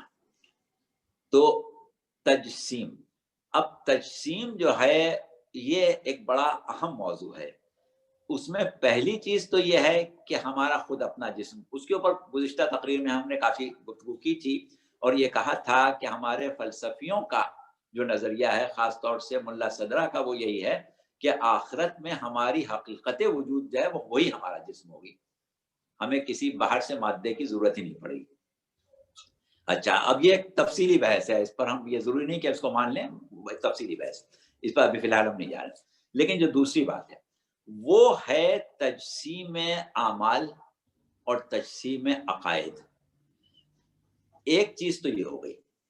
دوسری چیز یہ ہے کہ ہم جنت اور دوزخ کی حقیقت پر بات کریں کہ حقیقت جہنم کیا ہے, حقیقت جنت کیا ہے. تیسری چیز جو خود بخود انہی میں سے وجود میں آ جائے گی, وہ جیسا کہ ابھی آپ نے حوروں کا تذکرہ کیا یا حور کے بارے میں پوچھا, یا اس سے پہلے بھی پوچھا گیا, تو اس میں جو چیزیں قرآن میں ہیں, جو چیزیں احادیث میں ہیں, ان میں ایک مسئلہ یہ ہے کہ قرآن نے اس طریقے سے بیان کیا ہے کہ ہر کس و ناکس سمجھ لے. اتنا پیچیدہ کر کے نہیں پیش کیا ہے کہ لوگ گھبرا جائیں, اور احادیث میں بھی اس طرح سمجھایا گیا ہے کہ اس وقت کے لوگوں کی سمجھ میں آ جائے, جبکہ سائنسی ترقی نہیں ہوئی تھی, اس وقت کے لوگ بہت سی چیزوں سے واقف نہیں تھے. تو اس اعتبار سے ہمیں اس کے اوپر غور و خوض کر کے نتائج نکالنا پڑتے ہیں, نظریات قائم کرنا پڑتے ہیں. تو تجسیم اعمال ایک مسئلہ ہے. اس کے بارے میں یہ کہا جاتا ہے کہ ہمارے دنیا کے اعمال جو ہیں وہ برزخ میں بھی اور آخرت میں بھی جسم کی شکل اختیار کر لیں گے. جیسا کہ ابھی آپ قبر کی بات کر رہے تھے کہ ہمارے پاس یہ روایات موجود ہیں کہ مرنے والے کو جب قبر میں دفن کیا گیا, اگر وہ مومن تھا تو ایک مرتبہ جنت کی کھڑکی کھولی گئی, وہاں سے اس کو جنت میں اپنا مقام نظر آنے لگا. اس کے بعد اس کھڑکی سے ایک شخص برآمد ہوا, بڑا حسین, بڑا خوبصورت, بڑا پرکشش, اور مرنے والے نے اس سے پوچھا کہ تم کون ہو؟ اس نے کہا میں تمہارا خلوص نیت ہوں, یا اس نے کہا کہ میں تمہارا حسن عمل ہوں. اچھا, اب سوال یہ پیدا ہوتا ہے کہ نیت یا عمل, کوئی ایسا وجود نہیں ہے کہ جس کی شکل تبدیل کر دی جائے. جیسے مادہ ہوتا ہے تو اس کی شکل تبدیل کر دیتے ہیں آپ، توانائی کی شکل آپ تبدیل کر دیتے ہیں، لیکن ایک ایسی شے کہ جو خود اپنا وجود نہ رکھتی ہو. اب یہ پھر فلسفے کی اصطلاحات ہیں کہ ایک چیز ہوتی ہے جوہر اور ایک چیز ہوتی ہے عرض. جوہر وہ چیز ہوتی ہے جو وجود رکھتی ہے، اور عرض وہ چیز ہوتی ہے کہ جو وجود اپنا اس طریقے سے نہیں رکھتی کہ ہم اس کو کوئی وجود میں گن سکیں. اب اس کی بہت زیادہ تفصیل ہم میں نہیں جائیں گے ہم، ورنہ پھر وہ ذرا پیچیدہ باتیں ہو جائیں گی، لوگوں کو کی دلچسپی ختم ہو جائے گی. تو عمل جو ہے وہ عرض ہے. یعنی ایک شخص نے نماز پڑھی تو جب تک وہ نماز پڑھ رہا ہے، نماز کی حالت میں ہے، نماز کا وجود ہے. جب وہ نماز پڑھ چکا، دنیا کے کاروبار میں مصروف ہو گیا، تو اب وہ نماز جو ہے وہ اپنا وجود تو نہیں رکھتی، صرف اس کا ایک ریکارڈ ہے کہ اس نے نماز پڑھی تھی. تو وہ نماز جب اپنا وجود نہیں رکھتی، وہ کیسے جسم بن جائے گی؟ ایک شخص نے نیکی کی، خیرات کی، یا ایک شخص نے چوری کی، تو جس وقت وہ چوری کر رہا تھا اس کے جسم کے اعضاء جو تھے وہ اس عمل کو انجام دے رہے تھے، لیکن جب وہ چوری کر چکا تو اب وہ خود چوری تو کہیں موجود نہیں ہے نا، تو وہ کیسے ایک مرتبہ جسم بن جائے گی؟ یہ سوالات ابھرتے ہیں. اچھا، لیکن پہلی چیز وہی والی ہے کہ جب ہمیں اللہ نے کہہ دیا کہ جسم بنے گا، ہر شخص اپنے عمل کو دیکھے گا، تو ہم نے مان لیا کہ ہم دیکھیں گے. جیسے بھی دیکھیں وہ اللہ جانتا ہے کہ کیسے دیکھیں گے، ہمیں تو مان لینا ہے کہ دیکھیں گے. اچھا، لیکن اب اس میں بہت سے نظریات آ جاتے ہیں. اس میں بعض لوگ یہ کہتے ہیں کہ عمل جو ہے اس کی ایک حیثیت ہے بارگاہ خداوندی میں، اس حیثیت کے مطابق اللہ چاہے تو مخلوق خلق کر دے، یا اس حیثیت کو ہی مجسم کر دے، نیکی کو یا برائی کو. کہ انسان جو گناہ کرے گا وہ اس کے ساتھ مجسم ہو کے اس کے ساتھ ساتھ رہیں گے. انسان چاہے گا کہ یہ مجھ سے دور ہو جائیں، کیونکہ دنیا میں اس عمل کو وہ چھپاتا تھا، اب وہ عمل ظاہر ہو گیا، اپنی شکل میں آ گیا اور اس کے ساتھ ساتھ گھوم رہا ہے. وہ کہہ رہا ہے ہٹ جاؤ، کیسے ہٹوں، میں تو تمہارا عمل ہوں.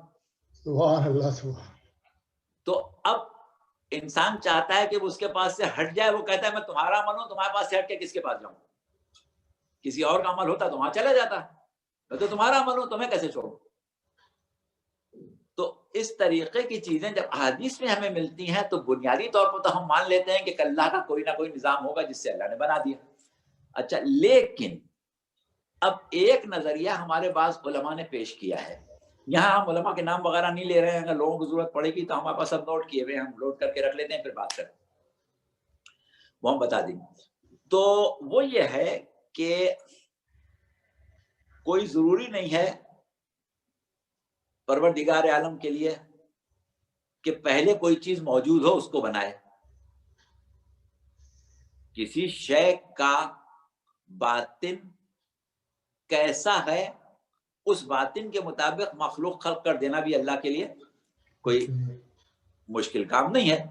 لہذا وہ جو ہم کہہ رہے ہیں کہ جہنم میں سانپ ہوں گے، جہنم میں بچھو ہوں گے، جہنم میں یا قبر میں اتنے بڑے بڑے اژدہے ہوں گے کہ انسان کے اوپر سوار ہوں گے تو انسان پس جائے گا.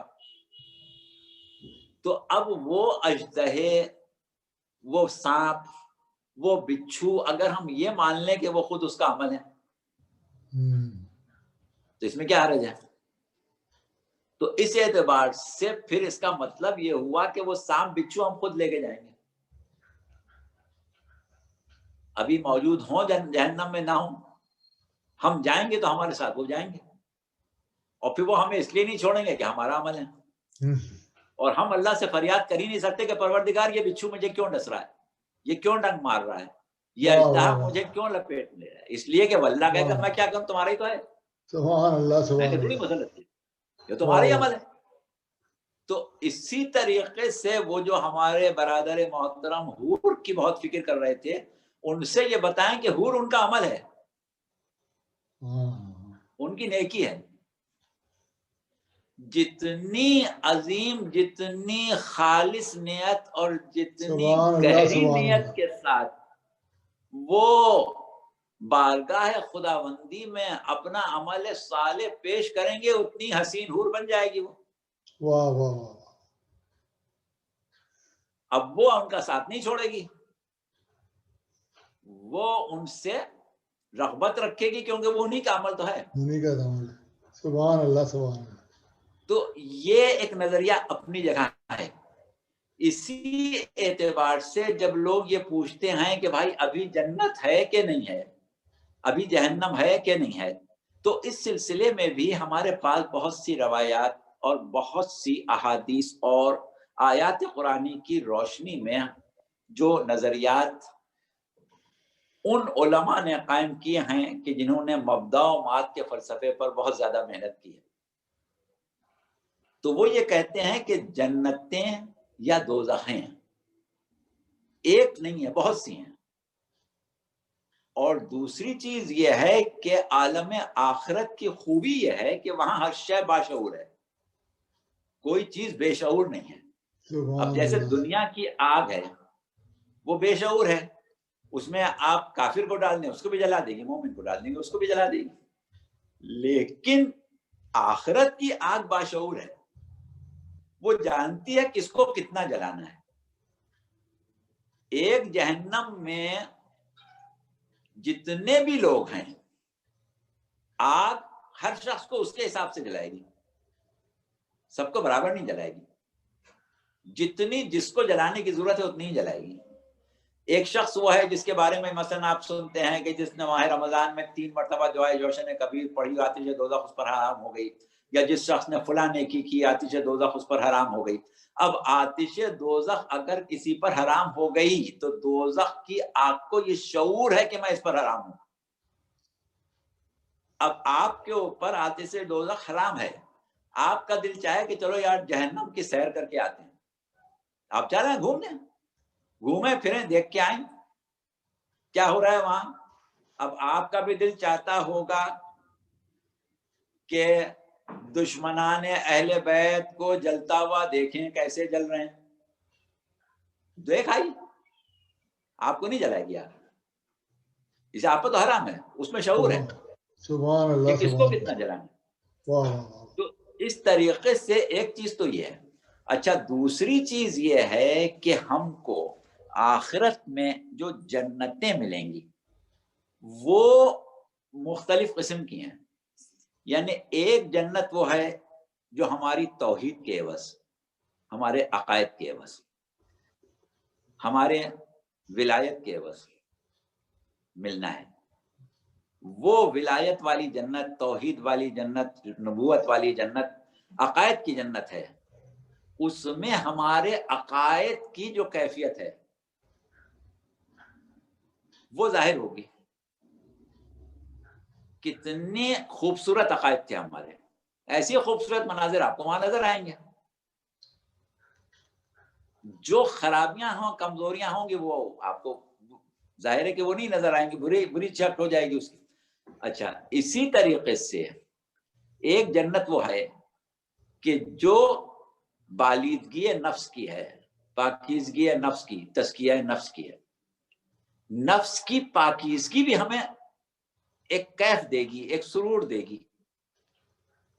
وہ سرور جو ہے وہ ہمارا پاکیزگی نفس کی جنت ہے.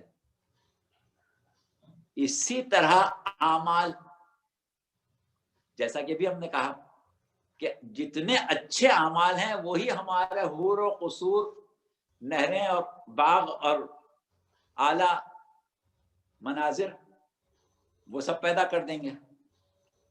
حسرتیں اور خواہشیں،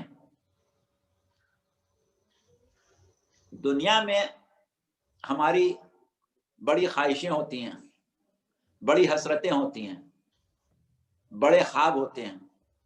ایک مومن ہے، آپ نے شاید سنا ہو، ایک شعر ہمیں یاد آ گیا لکھنؤ کے ایک بڑے اعلیٰ درجے کے شاعر تھے امیر مینائی صاحب.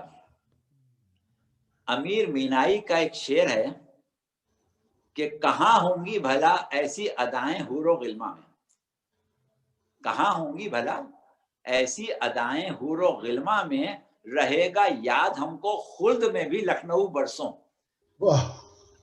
پہنچ تو جائیں گے ہم جنت میں، لیکن ہمیں تو لکھنؤ یاد آیا کرے گا. تو اب بات یہ ہے کہ لکھنؤ اگر امیر مینائی کی حسرت ہے تو امیر مینائی کی جنت لکھنؤ ہی ہے. اللہ امیر مینائی جیسے لوگوں کو جنت میں لکھنؤ دے دے گا کہ ان کو لکھنؤ چاہیے نا، لو لکھنؤ لو. صحیح. تو اب اگر کسی کو لکھنؤ چاہیے تو اللہ لکھنؤ دے دے گا اسے. اسی طریقے سے ایک روایت مشہور ہے کہ پیغمبر اسلام صلی اللہ علیہ وسلم کو ایک معراج کے دوران جنت کی سیر کرائی گئی. تو وہاں آپ نے دیکھا کہ کچھ معمار ہیں وہ محل بنا رہے ہیں، کچھ دیر وہ اینٹیں رکھتے ہیں، گارا لگاتے ہیں، پھر رک جاتے ہیں، پھر رکھتے ہیں، پھر رک جاتے ہیں. تو آپ نے جناب جبرائیل سے کہا کہ یہ لوگ رک رک کے کیوں کر رہے ہیں؟ تو کہا کہ ان سے پوچھتے ہیں. ملائکہ تھے وہ بنا رہے تھے. جب ان سے پوچھا تو انہوں نے کہا کہ ہم محل بنا رہے ہیں اور ان محلوں کا جو مواد ہے، جو کنسٹرکشن مٹیریل ہے، وہ دنیا سے آ رہا ہے. تو کہا کہ وہ کیسے؟ کہا کہ بھائی جب انسان، کسی نے کہا کہ تسبیح پڑھ رہا ہے، کسی نے روایت میں آیا کہ صلوات پڑھ رہا ہے، تو جو شخص صلوات پڑھ رہا ہے وہ صلوات پڑھتا جاتا ہے اور وہ میٹیریل بنتا جاتا ہے، وہ یہاں آتا جاتا ہے، مجھ سے محل بناتے جاتے ہیں. تو جو نیکی کرتا جاتا ہے مجھ سے ویسا اس کا محل بناتے چلے جا رہے ہیں.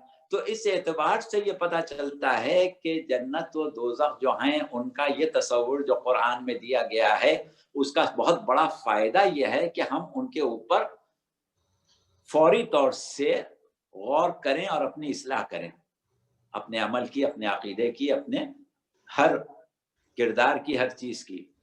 لیکن یہ بھی اپنی جگہ ایک حقیقت ہے کہ ہم دنیا میں اپنی جنت بھی بنا رہے ہیں، اپنی دوزخ بھی بنا رہے ہیں.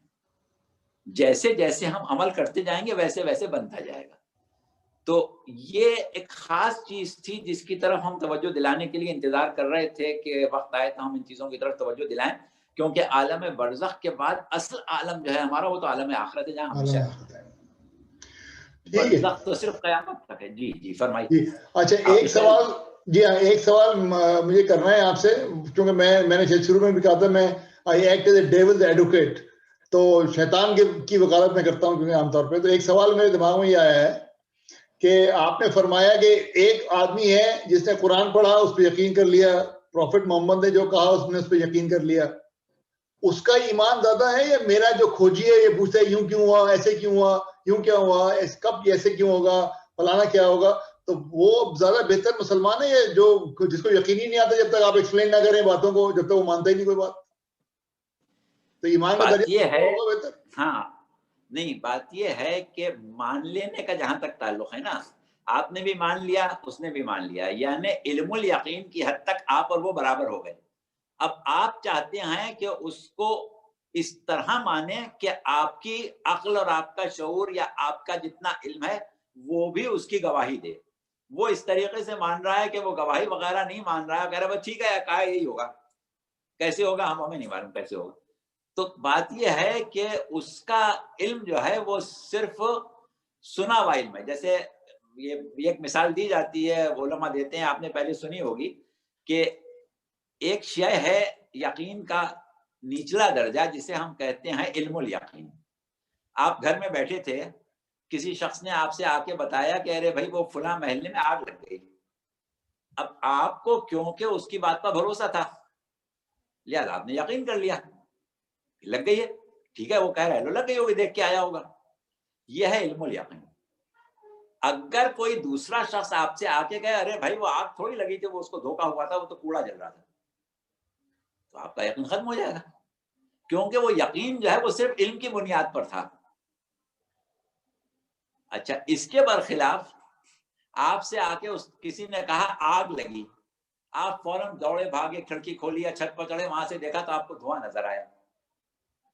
تو اب جو آپ کو یقین آیا وہ عین الیقین تھا کہ آپ نے دیکھا.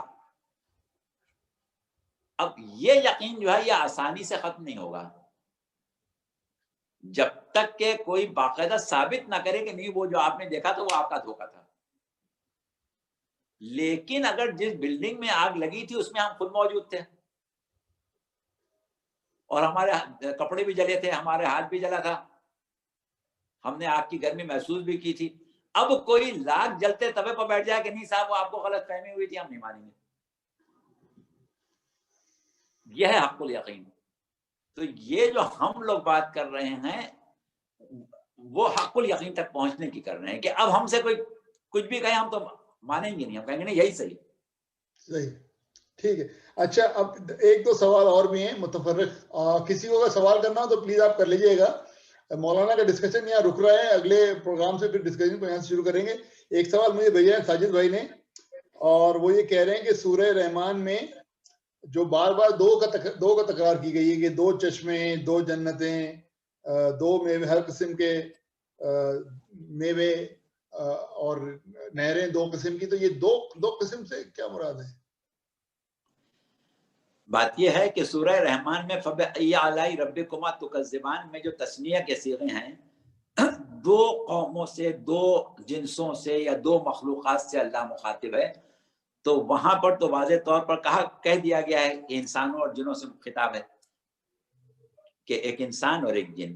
اچھا اس کے بعد جو آپ دو جنتوں کی بات کر رہے ہیں، وَلِمَنْ خَافَ مَقَامَ رَبِّهِ جَنَّتَانِ، جو اپنے رب کے مقام سے خوف کرتا ہے اس کے لیے دو جنتیں ہیں. تو یہ تو ابھی ہم نے آپ سے بتایا کہ جنتیں جو ہیں وہ مختلف ہیں. یہاں پر دو جنتوں سے مراد یہ بھی ہو سکتی ہے کہ اعمال کی وہ جنت جو انسان خود بنائے گا اور عقیدے کی وہ جنت جو اللہ عطا کرے گا، یا اس قسم کے معنی لیے جا سکتے ہیں. بعض مفسرین نے کہا ہے کہ ایک وہ جنت جو انسانوں کے لیے ہے اور ایک وہ جنت جو جنوں کے لیے.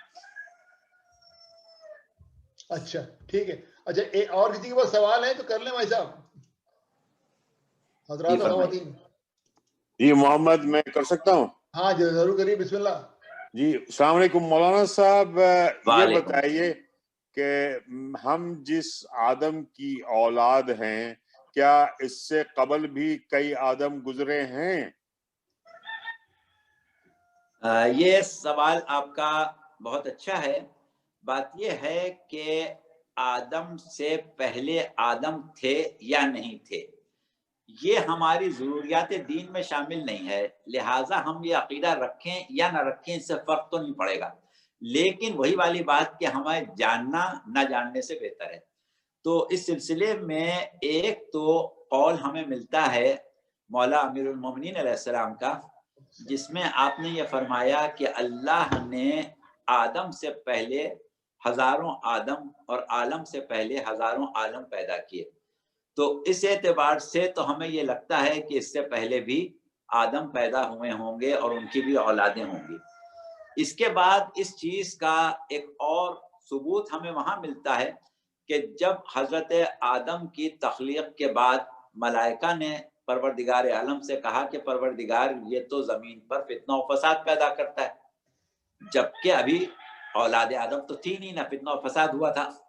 تو اس کا مطلب یہ کہ فرشتوں نے یا تو جناب آدم کی خلقت کو دیکھ کے کہا جس انداز پر حضرت آدم کی خلقت ہوئی تھی، یا اس تجربے کی بنیاد پر کیا کہ جو اس سے پہلے والے آدموں کی اولادیں کرتی رہی ہوں گی.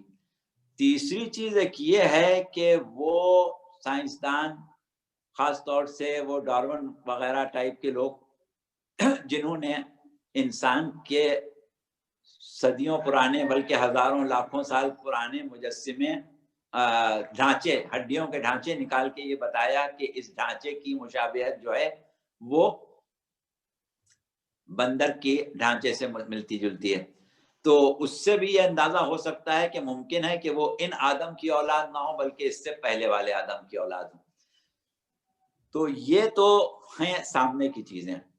اس کے علاوہ ایک چیز اور ہے وہ یہ ہے کہ ہم جب اپنے عام علماء سے گفتگو کرتے ہیں تو وہ یہ کہتے ہیں کہ اللہ نے مخلوقات کو پیدا کرنے کی ابتدا کی اور اس کے بعد سب سے پہلے نور محمدی کو خلق کیا اور اس کے بعد آل محمد کے نور کو اور اس کے بعد پھر مختلف چیزوں کو خلق کیا اور اس طریقے سے عدم کو وجود میں تبدیل کر دیا. اچھا، لیکن بعض فلسفی یہ کہتے ہیں کہ پروردگار عالم کی ذات تو قدیم ہے، وہ ہمیشہ سے ہے. جب وہ ہمیشہ سے ہے تو کیا ضرورت تھی کہ ایک عرصے تک خلق نہ کرے، اس کے بعد خلق کرنا شروع کرے؟ تو ہم یہ کیوں نہ مان لیں کہ اللہ بہت ہمیشہ سے خلق کرتا ہے، جب سے ہے جب سے خلق کرتا ہے، اور جب سے کے اوپر ہمارے پاس کوئی حد ہی نہیں ہے، یعنی ہم تصور ہی نہیں کر سکتے. ہماری عقل جو ہے وہ اس چیز کو قبول کرنے کی صلاحیت ہی نہیں رکھتی، کیونکہ اللہ تو بہرحال ابدی و ازلی ہے، اس کے لیے کب سے کا سوال ہی نہیں پیدا ہوتا، وہ ذات قدیم ہے.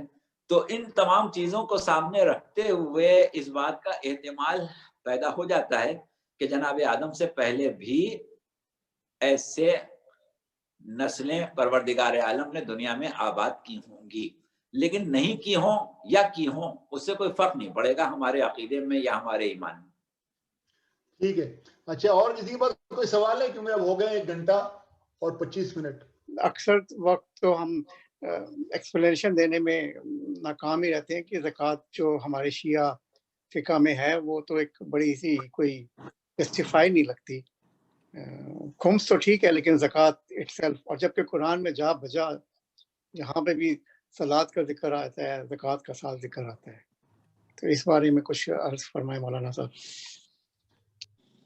دیکھیے بات یہ ہے کہ لفظ زکوٰۃ اور لفظ صلات دونوں پروردگار عالم نے عربی لغت کے سے مستعار لیے ہیں.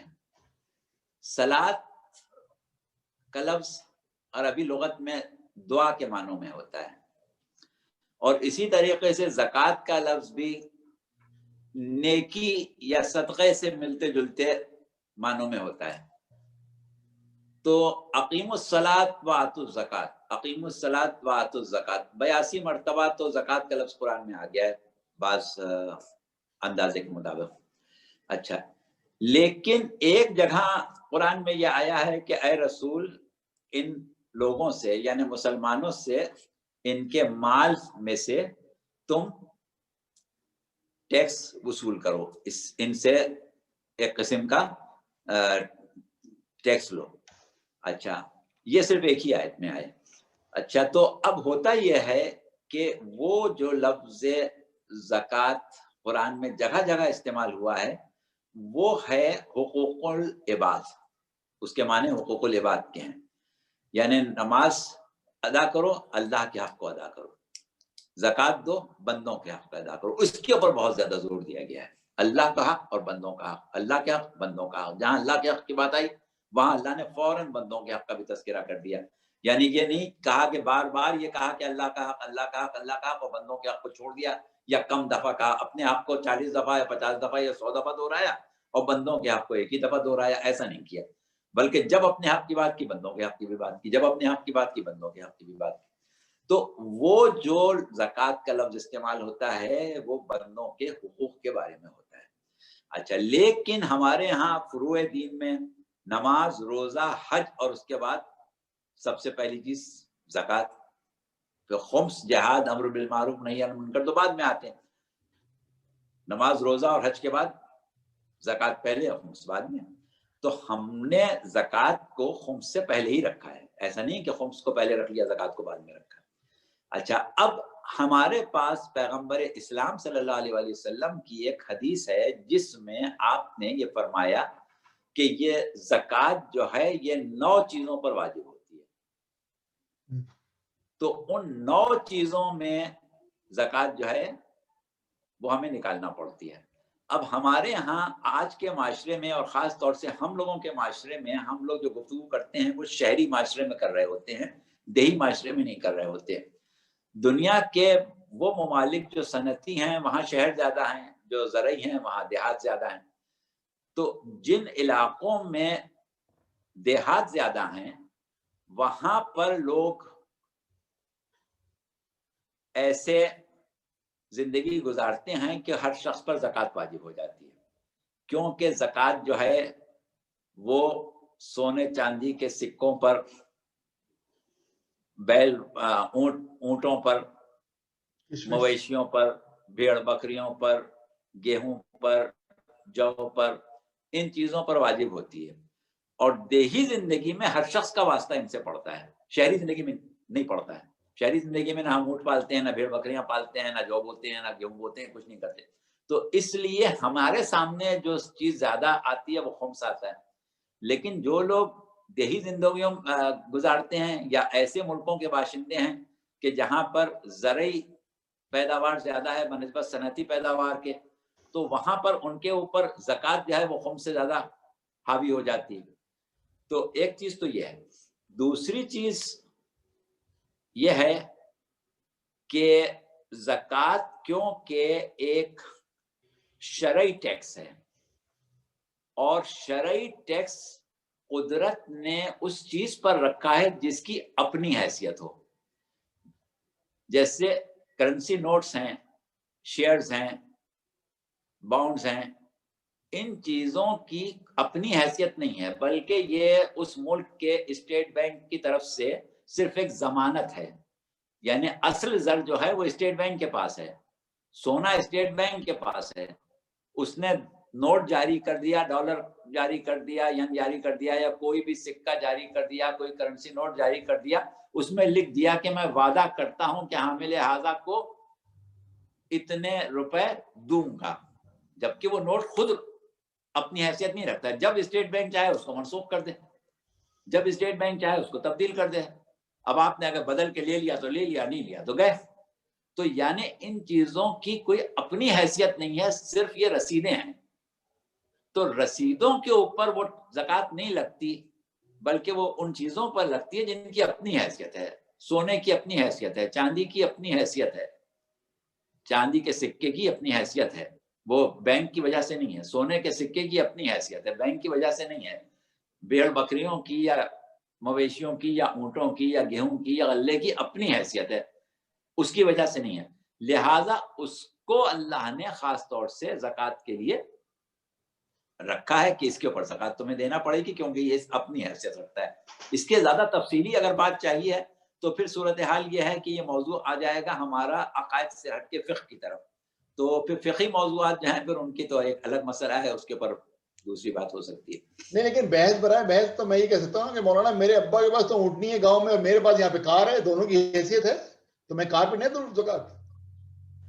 بات یہ ہوتی ہے کہ اونٹوں پر زکوٰۃ، بھیڑ بکریوں پر زکوٰۃ، یا جو ان پر گیہوں پر زکوٰۃ ہے، وہ گھر کے کھانے والی پر یا گھر کے استعمال کرنے والا مسئلہ نہیں ہے. وہ ہوتا ہے مالیت کا، کہ پہلے زمانے میں لوگوں کے پاس اونٹ جو ہوتے تھے وہ ان کی ایک مالیت ہوتی تھی، کہ وہ بڑا آدمی ہے تو اس کے پاس 1000 اونٹ ہیں، 100 اونٹ ہیں، 500 اونٹ ہیں، تو وہ سب اونٹ استعمال تو نہیں کرتا ہے، لیکن یہ اس کی ایک مالیت کا مسئلہ بن جاتا ہے. ٹھیک ہے. اچھا، اور کسی کے پاس سوال ہے؟ اچھا، ایک سوال اور بھی ہے مولانا، چھوٹا سا. یہ کیونکہ ہم متفرق سوال کر رہے ہیں موضوع سے ہٹ کے اپنے، تو جو نماز ہم پڑھتے ہیں ظہر اثر کی ساتھ یا مغرب عشاء کی ایک ساتھ، تو جب میں اگر ظہر کے ٹائم پہ نماز پڑھ رہا ہوں اول وقت میں، تو اثر تو میں نے بہت جلدی پڑھ لی، کیونکہ 2-3 منٹ میں ظہر کی نماز ختم ہو گئی اور 40 سیکنڈ میری تسبیح ختم ہو گئی، دوبارہ پھر میں اثر کی نماز پڑھنے کے لیے کھڑا ہو گیا. بات یہ ہے کہ قرآن میں نمازوں کے اوقات کا تذکرہ اس طرح سے جیسے عامت المسلمین پڑھتے ہیں کہ صاحب اب ظہر کی نماز کا وقت ختم ہو گیا، اب اتنی دیر بعد عصر کی نماز کا وقت آئے گا، یا مغرب کی نماز کا وقت ختم ہوا ہے اب اتنی دیر بعد عشاء کی نماز کا وقت آئے گا، یہ قرآن میں کہیں نہیں لکھا ہے. قرآن میں جو نمازوں کے اوقات ہیں وہ اکٹھا بیان کیے گئے ہیں. زوال کے بعد سے صبح تک اتنی نمازیں پڑھنا ہیں. صبح کی نماز کا ذکر الگ ہے، وہ آیتیں ہیں، اگر ضرورت پڑے گی تو ہم آپ کو پوری ایک ایک آیت پڑھ کے سنا دیں گے. سورہ بنی اسرائیل میں ہیں، اور پھر یہاں وہ آیتیں ہیں کہ کہاں کہاں کن نمازوں کا ذکر کیا گیا ہے. تو اس میں یہ جو نمازوں کے اوقات آپ عام مسلمانوں کے ہاں دیکھتے ہیں یہ ان کا اجتہاد ہے، یہ نص نہیں ہے. قرآن میں نہیں لکھا ہوا ہے کہ اتنے بج کے اتنے منٹ پر ظہر کا وقت ختم ہوگا، اتنے بج کے اتنے منٹ پر عصر کا وقت آئے گا. ایسا کہیں قرآن میں نہیں لکھا ہے. قرآن میں تمام نمازوں کے اوقات لکھے ہیں. 4 نمازیں زوال سے لے کے نصف شب تک پڑھنا ہے، اور ایک نماز جو ہے وہ طلوع صبح صادق سے طلوع آفتاب کے درمیان پڑھنا ہے. اب یہ جو نمازیں آپ زوال سے لے کے اور غروب آفتاب تک پڑھتے ہیں یہ 2 ہیں جو ظہرین کہلاتی ہیں.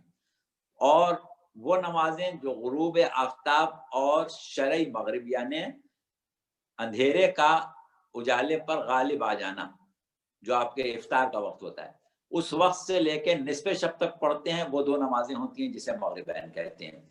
اب اس میں ترتیب واجب ہے، یعنی یہ نہیں کر سکتے آپ کے مثلا 12:30 بجے سے لے کے شام کو 6 بجے تک ظہرین کا وقت ہے تو آپ پہلے عصر پڑھنے بعد میں ظہر پڑھیں، یہ نہیں کر سکتے. آپ پہلے ظہر آپ کو پڑھنا پڑے گی، ظہر آپ نے پڑھ لی تو اب آپ عصر پڑھ سکتے ہیں، کیونکہ وقت تو وہ ظہر کا بھی ہے عصر کا بھی ہے. ظہر سے فارغ ہو گئے، اب آپ اس قابل ہیں کہ عصر کی نماز پڑھیں. اسی طریقے سے شرعی مغرب یا غروب آفتاب کے بعد اندھیرے کے غالب آ جانے یعنی نصف آسمان سے زیادہ اندھیرا نظر آنے کے بعد 2 نمازیں آپ پر واجب ہو گئیں، ایک مغرب کی اور ایک عشاء کی. اب اگر آپ پہلے عشاء پڑھیں گے تو مغرب قضا سمجھی جائے گی، لیکن آپ نے پہلے مغرب پڑھ لی، اب آپ آزاد ہیں جب چاہیں عشاء پڑھ لیں نصف شب سے پہلے. تو یہ جو ہے یہ قرآن سے اگر ہم لیتے ہیں تو بس اتنا ہی ہے. یہ جو اوقات الگ الگ عام مسلمان لیتے ہیں یہ ان کا اجتہاد ہے، کوئی نص نہیں ہے. تو یہ ائمہ یعنی اور کوئی حدیث نہیں ہے. ائمہ اور رسول خدا نے کیا کیا کی پریکٹس کیا تھی؟ ائمہ اور رسول خدا کی پریکٹس جو ہے وہ عموماً جو روایات میں ملتی ہے ہمارے ہاں بھی اور عام مسلمانوں کے ہاں بھی، وہ یہ ہے کہ رسول اللہ نے سفر اور حضر میں ظہر اور عصر ملا کے بھی پڑھی ہے اور بعض اوقات الگ پڑھی، اور یہی چیز ہمیں ائمہ کے ہاں ملتی ہے. ہمارے ہاں بدقسمتی سے ایک مسئلہ یہ ہے کہ بہت سے لوگ مسائل اخذ کرنے کے لیے ان واقعات کی طرف چلے جاتے ہیں جو کبھی ایک دفعہ پیش آئے. جیسے ہم نے اکثر دیکھا ہمارے مومنین ہم سے کہتے ہیں کہ آپ دیکھیں ہم تو ظہر عصر ایک دفعہ کیسے پڑھ لیتے ہیں، امام حسین نے تو کربلا میں عصر کی نماز الگ پڑھی تھی. اچھا بھائی، امام حسین نے خالی کربلا میں تو نماز نہیں پڑھی تھی نا، پوری زندگی تو پڑھی تھی. کربلا میں روز عاشور پہلی چیز تو یہ تھی کہ شریعت کے اصول کے مطابق مسافر پر نماز قصر ہے. امام حسین 2 محرم کو کربلا پہنچے اور 10 محرم کو شہید ہو گئے، 8 دن رہے، جبکہ پوری نماز واجب ہوتی ہے 10 دن کے قیام. اچھا، تو لہذا آپ پر نماز 4 رکعت واجب ہی نہیں تھی، پہلی چیز. دوسری چیز یہ ہے کہ ایک چیز ہوتی ہے نماز خوف جو جنگ کی حالت میں پڑھی جاتی ہے، اور جنگ کی حالت میں نماز کی کمیت کم ہو جاتی ہے. اور پھر جس وقت امام حسین نے ظہر کی نماز پڑھی تھی اس وقت امام کو نماز پڑھنے کی اجازت ہی نہیں دی گئی تھی، موقع ہی نہیں دیا گیا تھا. جناب سعید ابن عبداللہ تو شہید ہو کے گر پڑے تھے آپ کے سامنے، تو اب اس کے آگے والی نماز کیسے پڑھیں؟ اور دوسری چیز یہ کہ وہ پھر ہم الگ سے بات کریں گے کہ اس کی مثال ہر جگہ نہیں دی جا سکتی ہے، جیسا موقع ہوتا ہے بہرحال یہ کہ الگ پڑھی جا سکتی ہے، وقت موقع کے لحاظ سے آپ الگ بھی پڑھ سکتے ہیں، ساتھ بھی پڑھ سکتے ہیں. تو رسول خدا نے عام طور پہ ایک ساتھ ہی پڑھی نماز ہے؟ رسول اللہ نے ساتھ بھی پڑھی اور الگ الگ بھی پڑھی، لیکن کیونکہ مکتب تشیع نے جو اپنا زمانہ گزارا ہے، جس تاریخ سے وہ گزرے ہیں، جن ادوار سے گزرے ہیں، اس میں خوف پریشانی اور دیگر مسائل کے ساتھ شیعہ قوم کی تاریخ جو ہے وہ مرتب ہوئی ہے. لہٰذا شیعہ قوم کے لیے تو ہمیشہ یہی رہا کہ پریشانی میں نماز پڑھی، لہٰذا ان کے لیے تو ثواب اسی میں زیادہ ہو جاتا ہے کہ وہ اپنے اس دور کو سمجھیں اور یاد کریں کہ ہم میں کس طریقے سے بچایا گیا. ٹھیک ہے. اچھا، اگر کسی کے پاس سوال نہیں ہے تو ہم آپ اس کو کلوز کرتے ہیں پروگرام کو. محمد ایک منٹ ہے. जी एक मिनट जरूर जी। मौलाना साहब एक बात बताइए कि ये जो ज़ोहरैन की नमाज के 8 रकात, मगरिब की आखिरी रकात, इशा की 2 रकात हम साइलेंटली क्यों पढ़ते हैं? बात ये है कि देखिए ये मसाइल, सबसे बड़ा सवाल ये क्यों ना हम करें कि हम जोहर की 4 रकात क्यों पढ़ते हैं, 5 क्यों नहीं पढ़ते, या ये कि सुबह को जब हम सो के उठे हैं, बहुत पूरी रात आराम कर चुके हैं, तो उस वक्त हम 2 ही रकात क्यों पढ़ते हैं, उस वक्त 10 रकात क्यों नहीं पढ़ लेते। तो ये चीजें जो हैं ये शरीयत के वो उसूल और वो अहकाम हैं कि परवरदिगार आलम ने जैसे हुक्म दिया है हमें वैसे करना है। ये सोचने की जरूरत नहीं है कि हम 1 रकत में 2 सजदे क्यों करते हैं, 5 क्यों नहीं कर लेते, जबकि अल्लाह का हक तो इससे बहुत ज्यादा है। तो ये चीजें हमें सिर्फ और सिर्फ उसवे रसूल में देखना है। हम इतना जानते हैं कि बस पैगंबर इस्लाम ने 4 रकत पढ़ी तो हमें 4 पढ़ना है, पैगंबर इस्लाम ने 1 रुकू किया तो हमें 1 करना है, पैगंबर इस्लाम ने 2 सजदे किए तो हमें 2 करना है, पैगंबर इस्लाम ने आहिस्ता पढ़ी तो हमें आहिस्ता पढ़ना है, पैगंबर इस्लाम ने जोर से पढ़ी तो हमें जोर से पढ़ना है।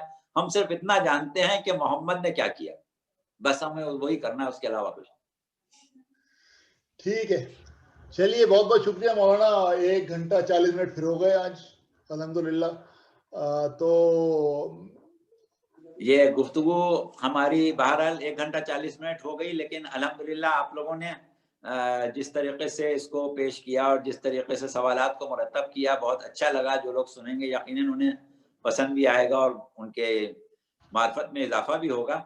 लेकिन हमें ये एक इंतजार था कि अभी हमारे सामीन बहुत ज्यादा सवाल करेंगे आज, वो थोड़े से कम रह गए, वो हम सामीन से अभी इंशाअल्लाह उम्मीद रखेंगे कि आइंदा करें इंशाअल्लाह जरूर।